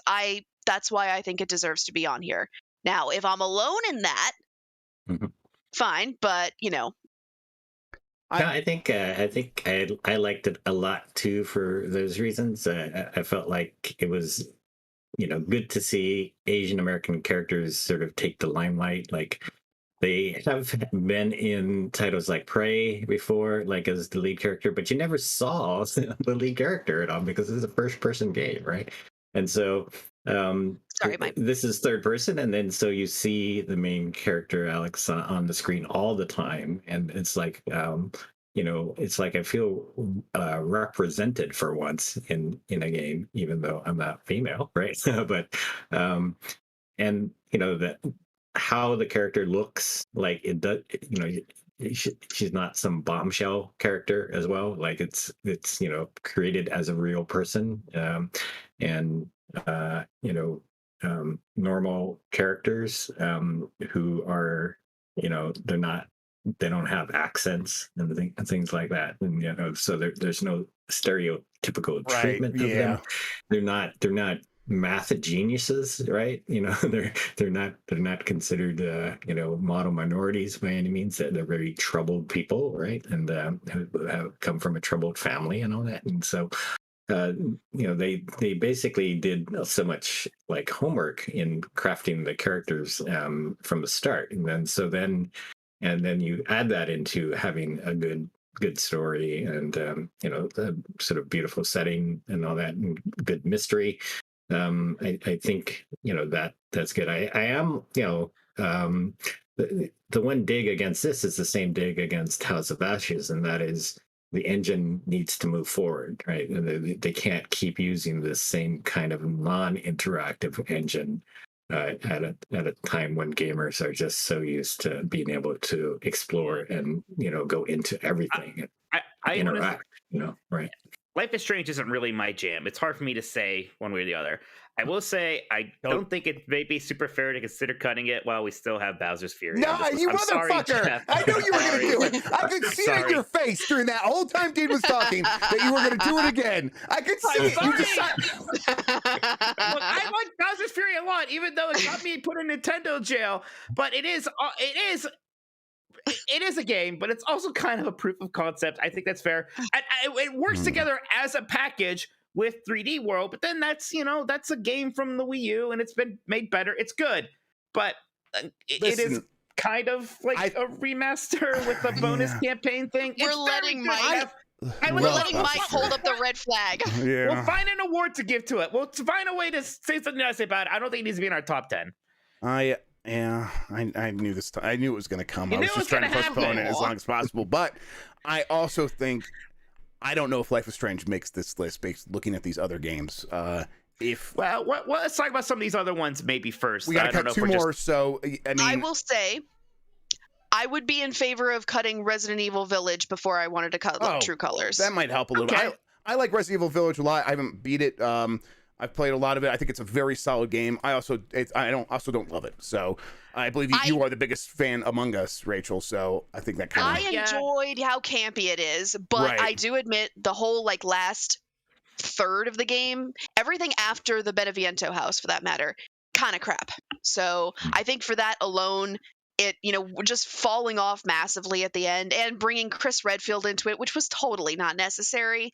I like Chris Redfield, but get him out of my first person horror game. Yeah, he was like a real dipshit in that game. I agree. I think Village is a very good game that could have been a better game with some different focuses. Now, one game I want to ask about before we really cut that is or did we already do it? That's fine. It's a doc. I could just move it back, Mike. I guess because we still need to cut one more. I do want to ask about Age of Empires 4 just because I haven't really played it, and I wanted to see is someone here really that enthusiastic about it? Dean does like it a lot. Let me just say, Dean, that what I've heard is that it's a very good, basically remaster of what made the game good in the first place. It doesn't try to do things new, and that's not what fans wanted. So people were happy with it. But it is also just another Age of Empires. Do you think that can push it off the list? No, I think the campaign was done in a very different way than they approached it before. And you could tell they had years to make this game because the campaign details, they actually try to give you real history lessons. And they do this narrative in between the missions about, each leader that they're highlighting at the time, and they show visuals of the real battleground, in different places in England, right? For example, and so you get that sort of reason to be interested in the battle and reason to fight, and it's sort of the thing that Call of Duty narratives are supposed to be good at, which is they give you a reason to go play this over and over again. Because it sort of evokes some interesting memory of the campaign, and so that's where this one excels. I think the campaign is just really good, and it's very difficult too. These aren't easy battles, and so you can tell they spent a lot of time crafting exactly how the map looks and how the reinforcements come in, and how you have to make different the right choices in sort of fending them off, because you can lose these battles quite easily for even just fighting against AI and then there's multiplayer play too. So I think this one was sort of demonstrably better than a lot of all the other ones that have come before it, and so it's just more interesting to play than a lot of the other ones. Which I think after a while, they did start to feel like the same game, and this one doesn't feel like that. It's just so visually coming so much later than those games too. It looks a lot better. Let me ask real quick: what games would you put higher than Age of Empires 4 on this list? Only Halo Infinite. That makes me feel pretty strongly about it, which is fine. Because there's a lot of games on this list that I'm I want to keep that, but there's also games that are I got 3 or 4 games ahead of that. So, Yeah, okay. I think we're keeping Age of Empires. I think Village is going to be off. I think we can move that over. Okay. All right. And the question becomes, then Forza Horizon almost got voted off, and Ratchet and Clank and Hitman were both suggested at different points. And Guardians of the Galaxy almost didn't make it on the list. Almost didn't even make it. Yeah, but now I feel like the momentum's with it, though, everybody. Don't you? Don't you feel like the momentum's with it? As a thought experiment, why don't we each go, no argument, just quickly say which one of these 11, if you had to pick one to get rid of, would you get rid of? Why don't we just do that as a thought experiment real quick? Okay. I mean, I would get rid of Life is Strange, I think. Okay. What's the Horizon 5? Ratchet and Clank. Oh, the power I wield from waiting. The power I wield from waiting. Yeah, How about that? Well, it's interesting because we're not voting, Mike. So, like, yeah. Well, no, I'm not voting, but still, I feel power. I can feel it coursing through my veins. So, Life is Strange. It's not my thing. But what am I to say? And I've heard some good arguments about it. I have not heard anybody say a passionate thing really about Forza Horizon 5 yet. I like it pretty good. I think it's very good for it is. I still don't particularly like that kind of racing model a whole lot. Like, I still would rather play Ridge Racer if I want to play a racing game. And I understand that's a preference thing, but that's what this is. This be preferences, everybody. So I think out of here, I think I would get rid of Forza Horizon 5. There are games on here that I do like more, but in terms of being diplomatic, I'm not going to argue for it. So I think it might be going. Yeah. Dane. Yeah. Okay. Right. No one wants to stand up for it. I mean, I like it a lot. It is in my top 10, my personal top 10. But when I look at this list, I'm like, there's no game of mine that I would be willing to cut now to say Forza Horizon 5. It's very good. Yeah, I already made my sacrifice with Resident Evil Village, so that's all I got to say. I'm glad Ratchet too. Like, I felt like Ratchet was like a next generation game with all the visuals. I was trying to be sacrificial. You did your job. We had to be brutal here, but we're also allowed to fight. I also said this about Forza Horizon 5. It's on Game Pass, and it feels like everyone in the world has played it. It almost doesn't need our endorsement. Just go play it. Everyone should just go play Forza Horizon 5. I guarantee you're probably going to have a good time with it. Guarantee that's a worthy number 11, I think. Yes, I think I'm right there with you. Okay. Well, look at that. We have 10 games now. We just have to figure out the order. Yeah. So let's read these top 10, and then I need to take a break to change the diaper. It'll be very fast. This isn't the order. We have top 10 in no order. Next, we have to order them. No particular order. We have Guardians of the Galaxy, Psychonauts 2, It Takes Two, Life is Strange, True Colors, Final Fantasy XIV, Endwalker, Age of Empires 4, Hitman 3, Ratchet and Clank Rift Apart, Metroid Dread, Halo Infinite. We will be right back. Okay, you guys can keep talking to chat. I got to go get this diaper. She pooped. I'll be right back. Okay. All right. Man, look at this. There's some games we haven't talked about at all, like Psychonauts 2. Like, do you want to? Right. No, we'll get there. Well, Jeff goes. I mean, when we figure out the ordering, we'll get to that. Yeah. And Metroid as well. Yeah, we'll figure out that once we start talking about ordering. Final Fantasy even. That's basically my darling, and if it's like 10, that's fine. I just want that's my number one. I just want to get on there, but yeah, we won't jump ahead here. We'll wait for Jeffy to get back. I'm at an all-time low this year for having not played a lot to That's going to be me. That's because you played so much. 3 events instead of 1 event, right? So yeah. And if I'm not careful with Final Fantasy 14, that could be me next year. I've been doing the hardcore rating of Final Fantasy 14. It's a lot of fun, but for the first time, I am getting to like that. Maybe I'm playing too much Final Fantasy 14 phase. I'm like, all right. I would encourage people to play Warzone. It's not eligible, I would say, because it didn't come out in 2021, right? But it came out in 2020. But they had the big map change finally this year with the World War II and Cold Era map, and I'm enjoying that. I'm still playing it, and I still like the notion that nothing happens as expected in every single match, because you pick a place where you're going to land and some other people land there and you have to abandon your plan, and then everything goes to hell, right?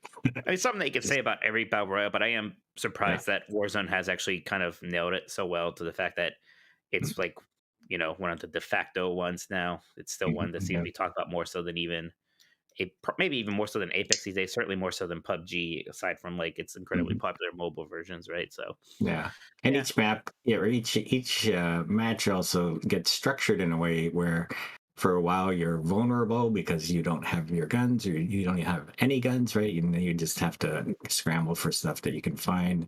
And then they drop a loadout, and you can get your loadout from Vanguard. And when I have a level 70 machine gun and a level 70 sniper rifle, then I'm actually more competent, and that you sort of become a lot more powerful in the game, and then that's when you have to start squaring off against people who are really good. So it's just the structure of it, and it's also a reason why I didn't play many other games, is because I kept coming, but whenever I had free time, I would go back to Warzone. So it's funny. It's been funny watching chat freak out as certain things get cut off or not. Yeah, well, it's it's a good thing because he plays a lot more games, I think, and he's passionate about a lot of them. So that's interesting. Yes. Yeah. It's hard because there are ones on here that I haven't played and that I can't I don't feel strongly enough about them, and I don't want to cut them just because I didn't play them. Sure, no, I understand. That's why I didn't put too much of a fight up against Life is Strange, but Forza Horizon I did play. So yeah, I haven't played Final Fantasy 14 Endwalker, so I don't want to be.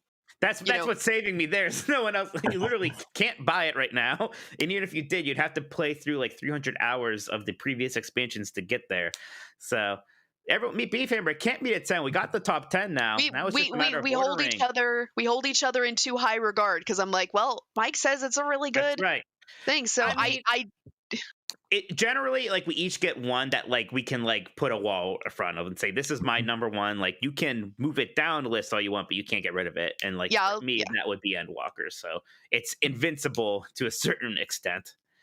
Yeah, I mean, well, the thing with True Colors is that I'm huge fucking mystery junkie, and I enjoyed the mystery, and then pardon my language, but I am that should just be like that should just be my title, huge fucking mystery junkie. But yeah, and this, I felt like the mystery in Life is Strange True Colors, if I don't immediately suss out what the end is, then I think it's a good mystery. It's got a good story, which is something you don't really see a lot. I mean, especially since I'm comparing it the entire way to the original Life is Strange, which the whole way through I'm just like, Did you play The Forgotten City? Maybe you would like that. True Colors had a good story for sure. Yeah. I liked also the sort of reading the emotions of other people and what how that helps you unravel the mystery, right? Is that if you have this ability, this superpower of being able to detect other people's emotions. I thought that was well done. I am back. All right. Let's just get right back into it. Okay. We have our 10 games. We just don't have our top 10 because we've not put them in any order. I want to, I think, put forth an idea that maybe Guardians of the Galaxy can just be number 10.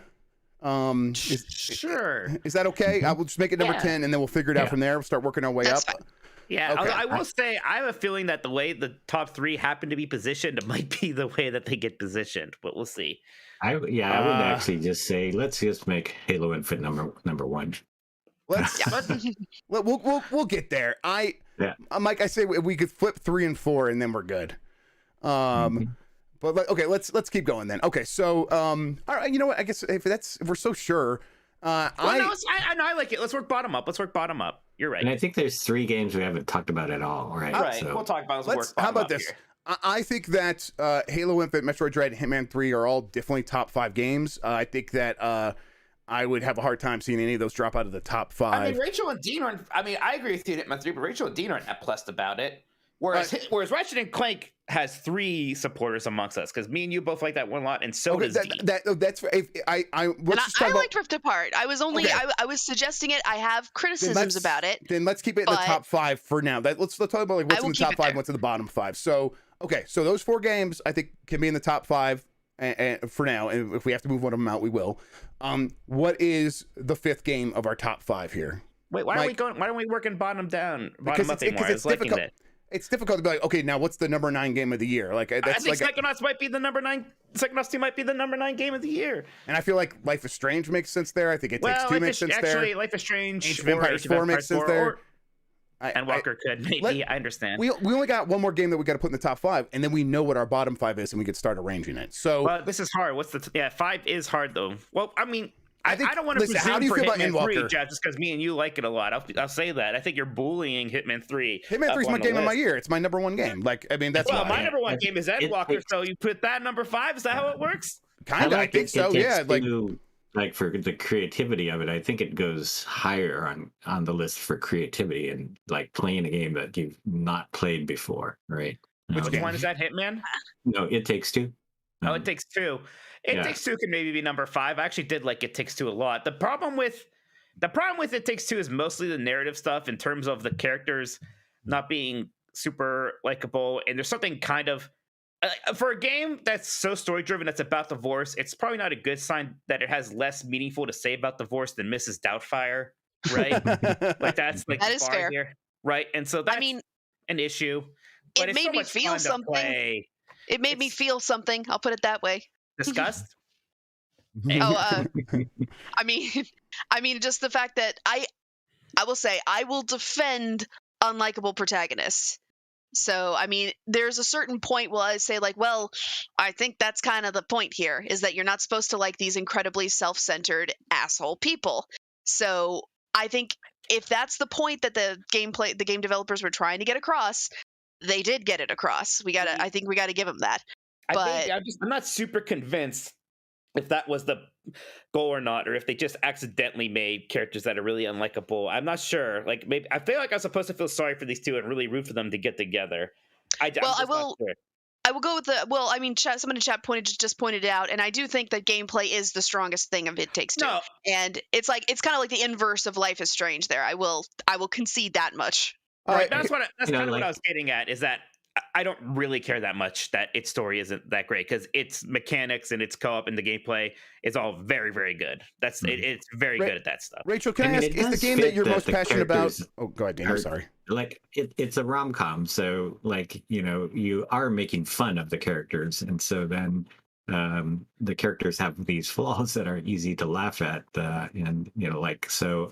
I was less annoyed with them, but I was like laughing that they're so stupid sometimes, and so I enjoyed the characters in that way. Even you can't defend the spicy Latin lover book, though, Dean, can you?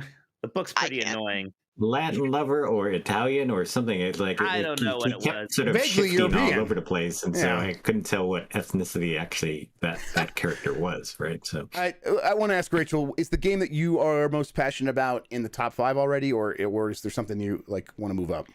I will say now that I've had a chance to think about it, I will say Rift Apart's already there. So I would like to leave Rift Apart in there.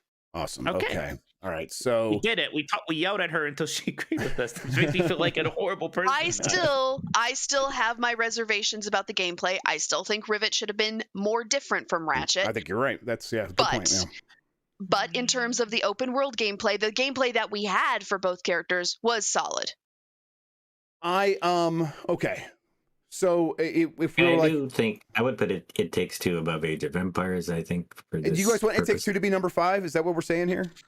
Yeah. How about I want it to be, let's put it number 5 for now. I want it to be above everything else that's above right now, at least. Okay. Yeah. I mean, I'll tell you what, I think it is above everything there for me, except for Endwalker. I don't know how much you guys are going to let me get away with Endwalker here. I don't know if you're going to let me. We're letting you keep it on the list, Mike. It's on the list.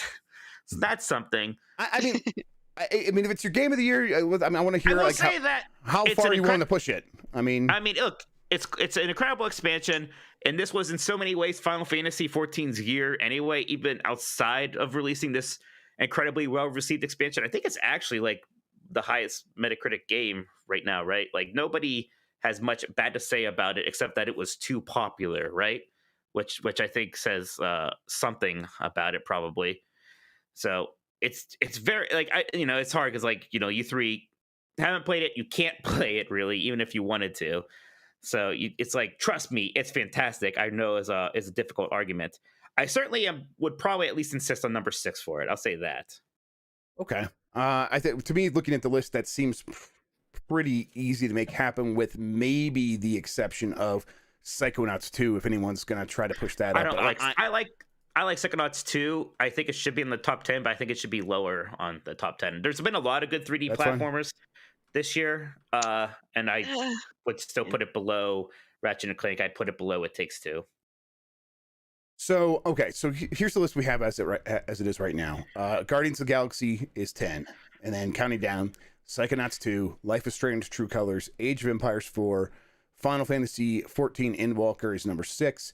Then at number 5, it is It Takes Two, Hitman 3, Ratchet & Clank Rift Apart, Metroid Dread, Halo Infinite. I would put Final Fantasy below Age of Empires and Life is Strange myself. I think that, are either of those games your number one pick? I just feel like if it's Mike's number one, and it's a game that we know is good. Based Age of Empires is my number 2 pick, right? So, what is your number one, Dean? Halo. Halo Infinite. Yeah. Okay. Yeah. Mm-hmm. Halo, come on, D. For the first time ever, your number 1 pick might actually be your game of the year. Look at this giant bone we're throwing you. Yeah, no, Halo Infinite. In fact, it was such a good experience, right? And so, I thought I get past the first boss and I go, wow, that was hard. I must be getting near the end of the campaign, and then it's I'm like a sixth of the way through. The bosses that they had in this game were pretty amazing and very hard. They're so hard. I thought that I'm never gonna win this battle, and then eventually, an hour or two later, I actually win the battle and say, oh wow, I got through it. And then there's another one, and then you get that power fantasy of having the scorpion tank, and you turn the tables on them, and you can just blow them away so easily. I want to say, I think, can we lock 5 through 10? Let's just Dean, I hear you on Age of Empires and Life is Strange, but I think Final Fantasy 14 Endwalker is where it should be. It shouldn't go any lower than this, I don't think. But I haven't played any 3 of those games. But just knowing it's Mike's number 1, knowing Age of Empires 4 is your number 2, and then what game have you been hearing more buzz about this year, Jeff? Final Fantasy 14 or and then Age of Empires 4? And then I don't think we should be going by buzz. I really do accept. Because it works in my favor. Yeah, I know. Yeah, we should not be. That should not be the determining factor, but I think it could be a fact, a minor thing that we could. I mean, I don't know. For me, it feels like Final Fantasy 14 kind of is deserving all the praise it gets based on the way the people who like MMOs are talking about it. And with so many people playing it that had issues, it feels like they would come to the surface, and they're not, because people just are having such a good time. Can you explain maybe what elevates Endwalker in that way? I talked about Age of Empires is more accessible, and Life is Strange is a breakthrough representation. Yeah. So I don't know what Endwalker has, right? Equity. It has equity. It's like when you watch. It's like when you watch every season of Deep Space Nine or Sopranos or something, right? You build up such an equity with those characters that by the finale of it, you have this emotional investment that's not really parallel to anything. And games really usually don't have that for some reason, except for maybe really big 100-hour long RPGs. But even then, not so much. This game has been able to tell a good story for almost 10 years now, with characters that have grown alongside you. And so when you get to the end of this thing that's wrapping up all of these story threads in this meaningful way that still gives all these characters something to do and something good to do, it's a feeling that is unparalleled to what other things can deliver, just as a matter of fact, right? They just can't have as much time investment into making all of this matter as much as something like Final Fantasy 14. And even then, it's not just because they had time. Something like a World of Warcraft has had twice as much time, and they can't come anywhere near that kind of emotional investment and that kind of payoff. They just can't do it. And that's just what all the normal MMO stuff is still done fantastically well, maybe better than any MMO has ever done it in terms of the dungeons, the class balance, the class identities, adding these 2 new great classes. Everything is just done exceptionally well. The music alone is the best soundtrack of the year, and the guy composed it while he was battling cancer in a hospital during the pandemic. So he was shut off in his hospital room. They brought his computer there, and that's where he composed maybe the best video game soundtrack of all time. That alone is worth something. All right, I buy that. And I don't know. Looking at that list, I mean, I would like to move Psychonauts 2 up above both of them, but I don't think that's going to happen. I think that 5 through 10 looks good, right? I think we're good. I think I'm good. Yeah. Okay. I will accept it. Yeah. All right. So then I think we could probably also lock in 4 because I don't think there's a chance I'm going to be able to get Hitman 3 above Ratchet and Clank. No. I think I'm with you in terms of loving No, that's fine. And, I'm glad to hear that. No, if that's how you guys feel, it's good to know. Yeah, I'm with you in loving both those games, but I do it's very close, but I would maybe put Rift Apart slightly above. It's just because you didn't go back and play the Christmas level of Paris, Mike. I did actually during Christmas, so there. Oh, I'm glad to hear that. All right, fine then. I'm just happy you did. That's great. Okay, so then 4 through 10 is locked. We haven't really talked about Halo Infinite or Metroid Dread very much at all. So I mean, there's a reason for that because this is where we talk about it. I think that Ratchet and Clank's probably not going to go above 3 though.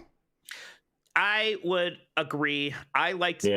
This is where I talk about Metroid Dread. I liked Metroid Dread a lot, and I was surprised by how much I bet it. I think it might be the best controlling 2D game ever. It just feels so good. It moves so fluidly, even though it's on like the severely, kind of hampered switch, especially these days. Really good atmosphere, really good Metroidvania power-ups, very nice bosses. It's a game that I normally, even like the Metroid games I love, like Super Metroid, Metroid Prime, I don't play through them multiple times in a row. Metroid Dread, I played through it like 5 times, something like that. It was great. Some people were asking me, is it play better than Ori? And like, I think I maybe like Ori overall because Ori's like story beats and its graphics are like better, like that art style. But I think like Samus might control better than Ori. Yeah, Samus in this game controls so well. It's kind of ridiculous.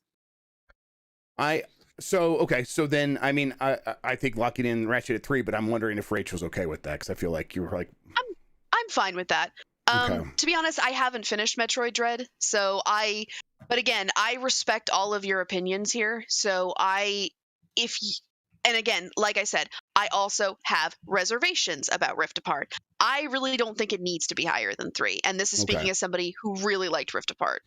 So.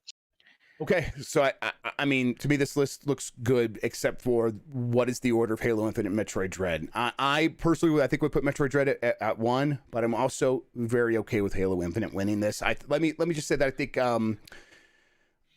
I think that Metroid Dread is everything Mike said. It feels fantastic to play. It's a game that as soon as you click with it, it is like you are become mind linked with it. Like you become drift compatible, where it's just like you are moving this character in such a buttery smooth way.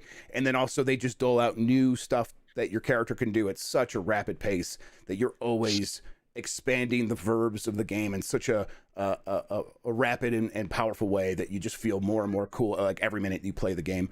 I also think the boss fights are very good. I think the boss fights are the ideal for a game like this, where you make them pretty challenging, make them appear very challenging, but really they are just punch out.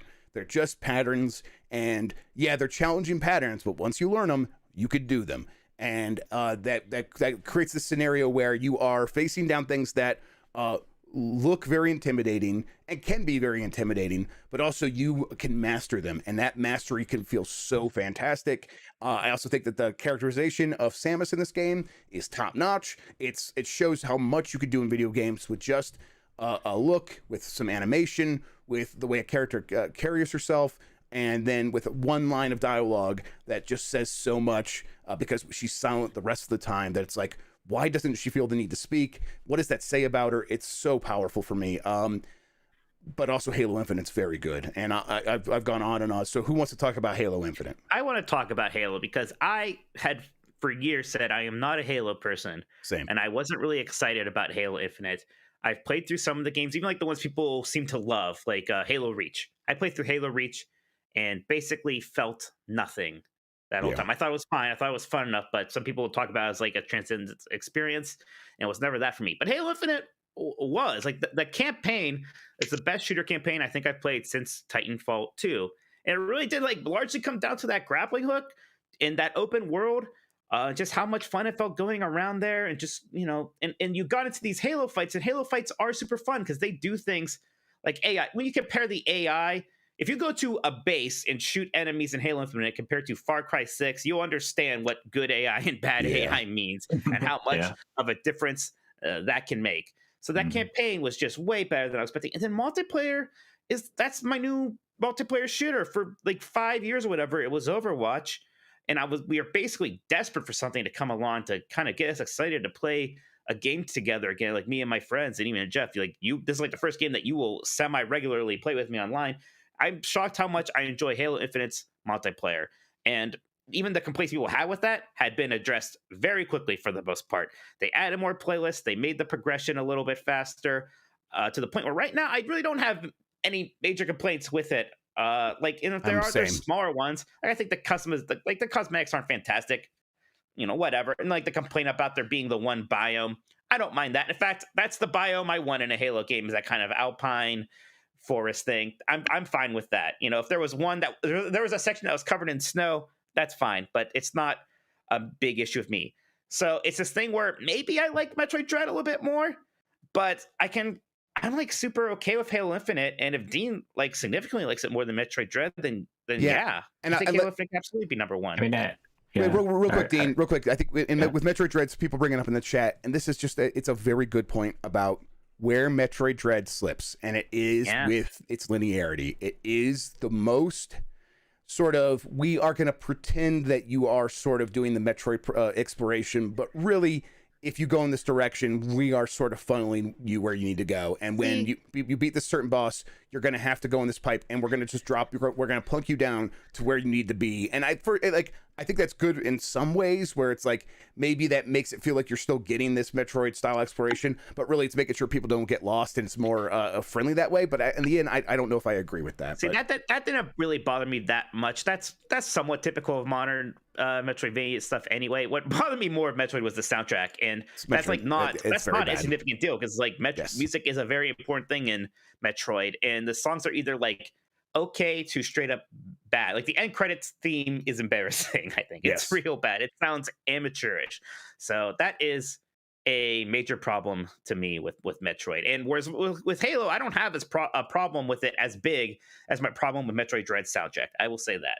Yeah, and that's I feel like I've almost no problems with Halo Infinite, other than like I want more of it. I think that's what people are also say. Like they're like, it seems like stuff is missing, and really what we're saying there is we just want this to be even more. No one's like saying the things that are here are bad, because they're not. It's just not bad. Anyway, I want to speak up on behalf of all those things that are great about it, like it came out without bugs, right? I mean, look at Battlefield and how bad that was. Right. And Halo multiplayer was out, and it was so smooth. And then the game itself, like I don't think it crashed on me maybe once or so during the whole many hours that I played. And then it did sort of let you be creative, right? And you could go anywhere you wanted to level up your character and the skills, and like the grappling hook and all that. And like I went into that Basso boss fight, which is like, I thought it would be close to the end of the game. It was like the middle of the game, but that boss fight was so hard for me because I had gone through more like a straight line instead of leveling up everything at first. And so then I kept losing, and I lost so much that I abandoned the fight. And then I left, and I went and did everything else I could to level up the character, and then came back in with a much stronger Master Chief. And then I also like all those little bombs, like the little plasma bomb things that are sitting around. Oh, if you shoot them, they blow up. Yeah, the sort of I brought in barrels. Yeah, I brought in like 15 of those into the same boss fight. Oh, that's incredible. You did? That's awesome. Yeah, and then so when he's chasing me around, I take a shot at one of those, and it blows up, and it does some damage to him, right? Oh, and that's then fantastic. Sometimes it sets off a chain reaction that does more damage to him. And then after doing all that, then I finally am able to beat him, and it felt so good to be able to beat a boss like that, which actually defeats you so much before. And so I had a lot of those moments where I felt like I was never going to get through this fight. But somehow you figure out how to do it, and that makes you feel so good. And it's like that happened like maybe 10 times in the game. So. Yeah, let me ask, what do you guys feel about the I'm seeing this in chat as well, and I've heard it before, and I disagree with it, but I want to hear what other people think, that the world feels empty. What do you guys think? I like a little emptiness in my worlds when it makes sense. I think it's right. Yes. I think it feels a little. I think it feels kind of like, in Metroid Prime. Sometimes that world feels empty. And Zelda Breath of the Wild feels empty. I think it's a choice. It's a choice. It's so that when you do find something, it feels meaningful. It's so that there's a pace to the exploration, so it goes up and down. It's not Far Cry 6, where every 5 feet you're stumbling across another thing on the map, which is, it just makes it all mushed together into a gray stew. And this game is anything but that. This game is like, I'm going to actually be in a world with Master Chief, and sometimes I'm going to feel alone because it feels like there's nothing around. And then all of a sudden I turn a corner around a mountain and there's a giant fortress there, and that feels momentous. I think, to me, it is a feature by far and nothing close to a bug. Let me ask this. Does anybody have any issues with this entire list right now? Because I have no issues with it. I have I think this is the list. Feels good. I'm willing. Yep. I accept it. I think I'm not, when Halo Infinite came out, I'm not too surprised that we ended up here. I'm like, maybe this is the year Hitman comes out. I think if this was like Hitman 2 and Mike got into Hitman that year, maybe I could have convinced him to come with me on that ride. You could have done it. But Hitman 3 does also stumble a little bit at the end. That we didn't talk about, but that train level at the very end is a stumble, and it's a bad place to stumble at the end. I agree with that. And Metroid Dread After so many years of getting outvoted, I feel like I finally won. That's a big part of it too. I'm glad Dean got his for once. So I feel like Dean picked the right game for once. Like, yeah. I was shocked. I'll tell you what, at the beginning of 2021, I would have never thought I would have been okay with Halo Infinite as game of the year. No chance in hell. Way.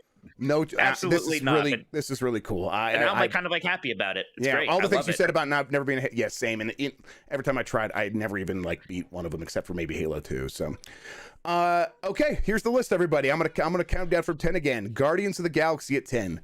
Number 9 is Psychonauts 2. Number 8, Life is Strange: True Colors. Number 7, Age of Empires 4.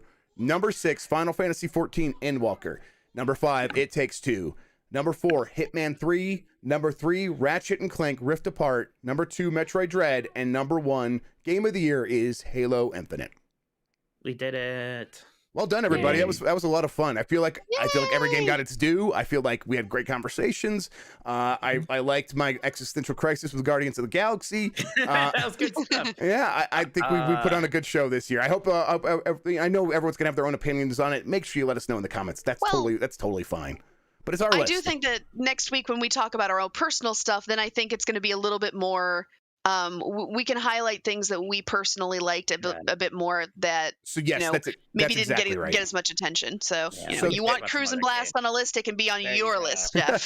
That's right. So that's right. That's what we're going to do next week. Next week we're going to come in, all 4 of us again. We're going to bring our top 5s, and then we're going to have a bunch of categories that we are also going to pick our own games for. There will be no arguing, there will be no bargaining. It's just going to be the things that we all love and talk about why we love them, and it'll be another fun show, another Game of the Year show, and then we'll get back to 2022.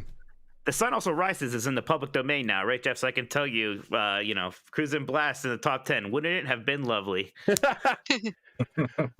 All right, everybody. Thank you for listening. Thank you for watching. I really appreciate it. We are going to wrap up. We'll be back with another episode next week, another Game of the Year episode next week. Until then, have a good one. Take care of yourself, and goodbye. Bye. Bye. Bye.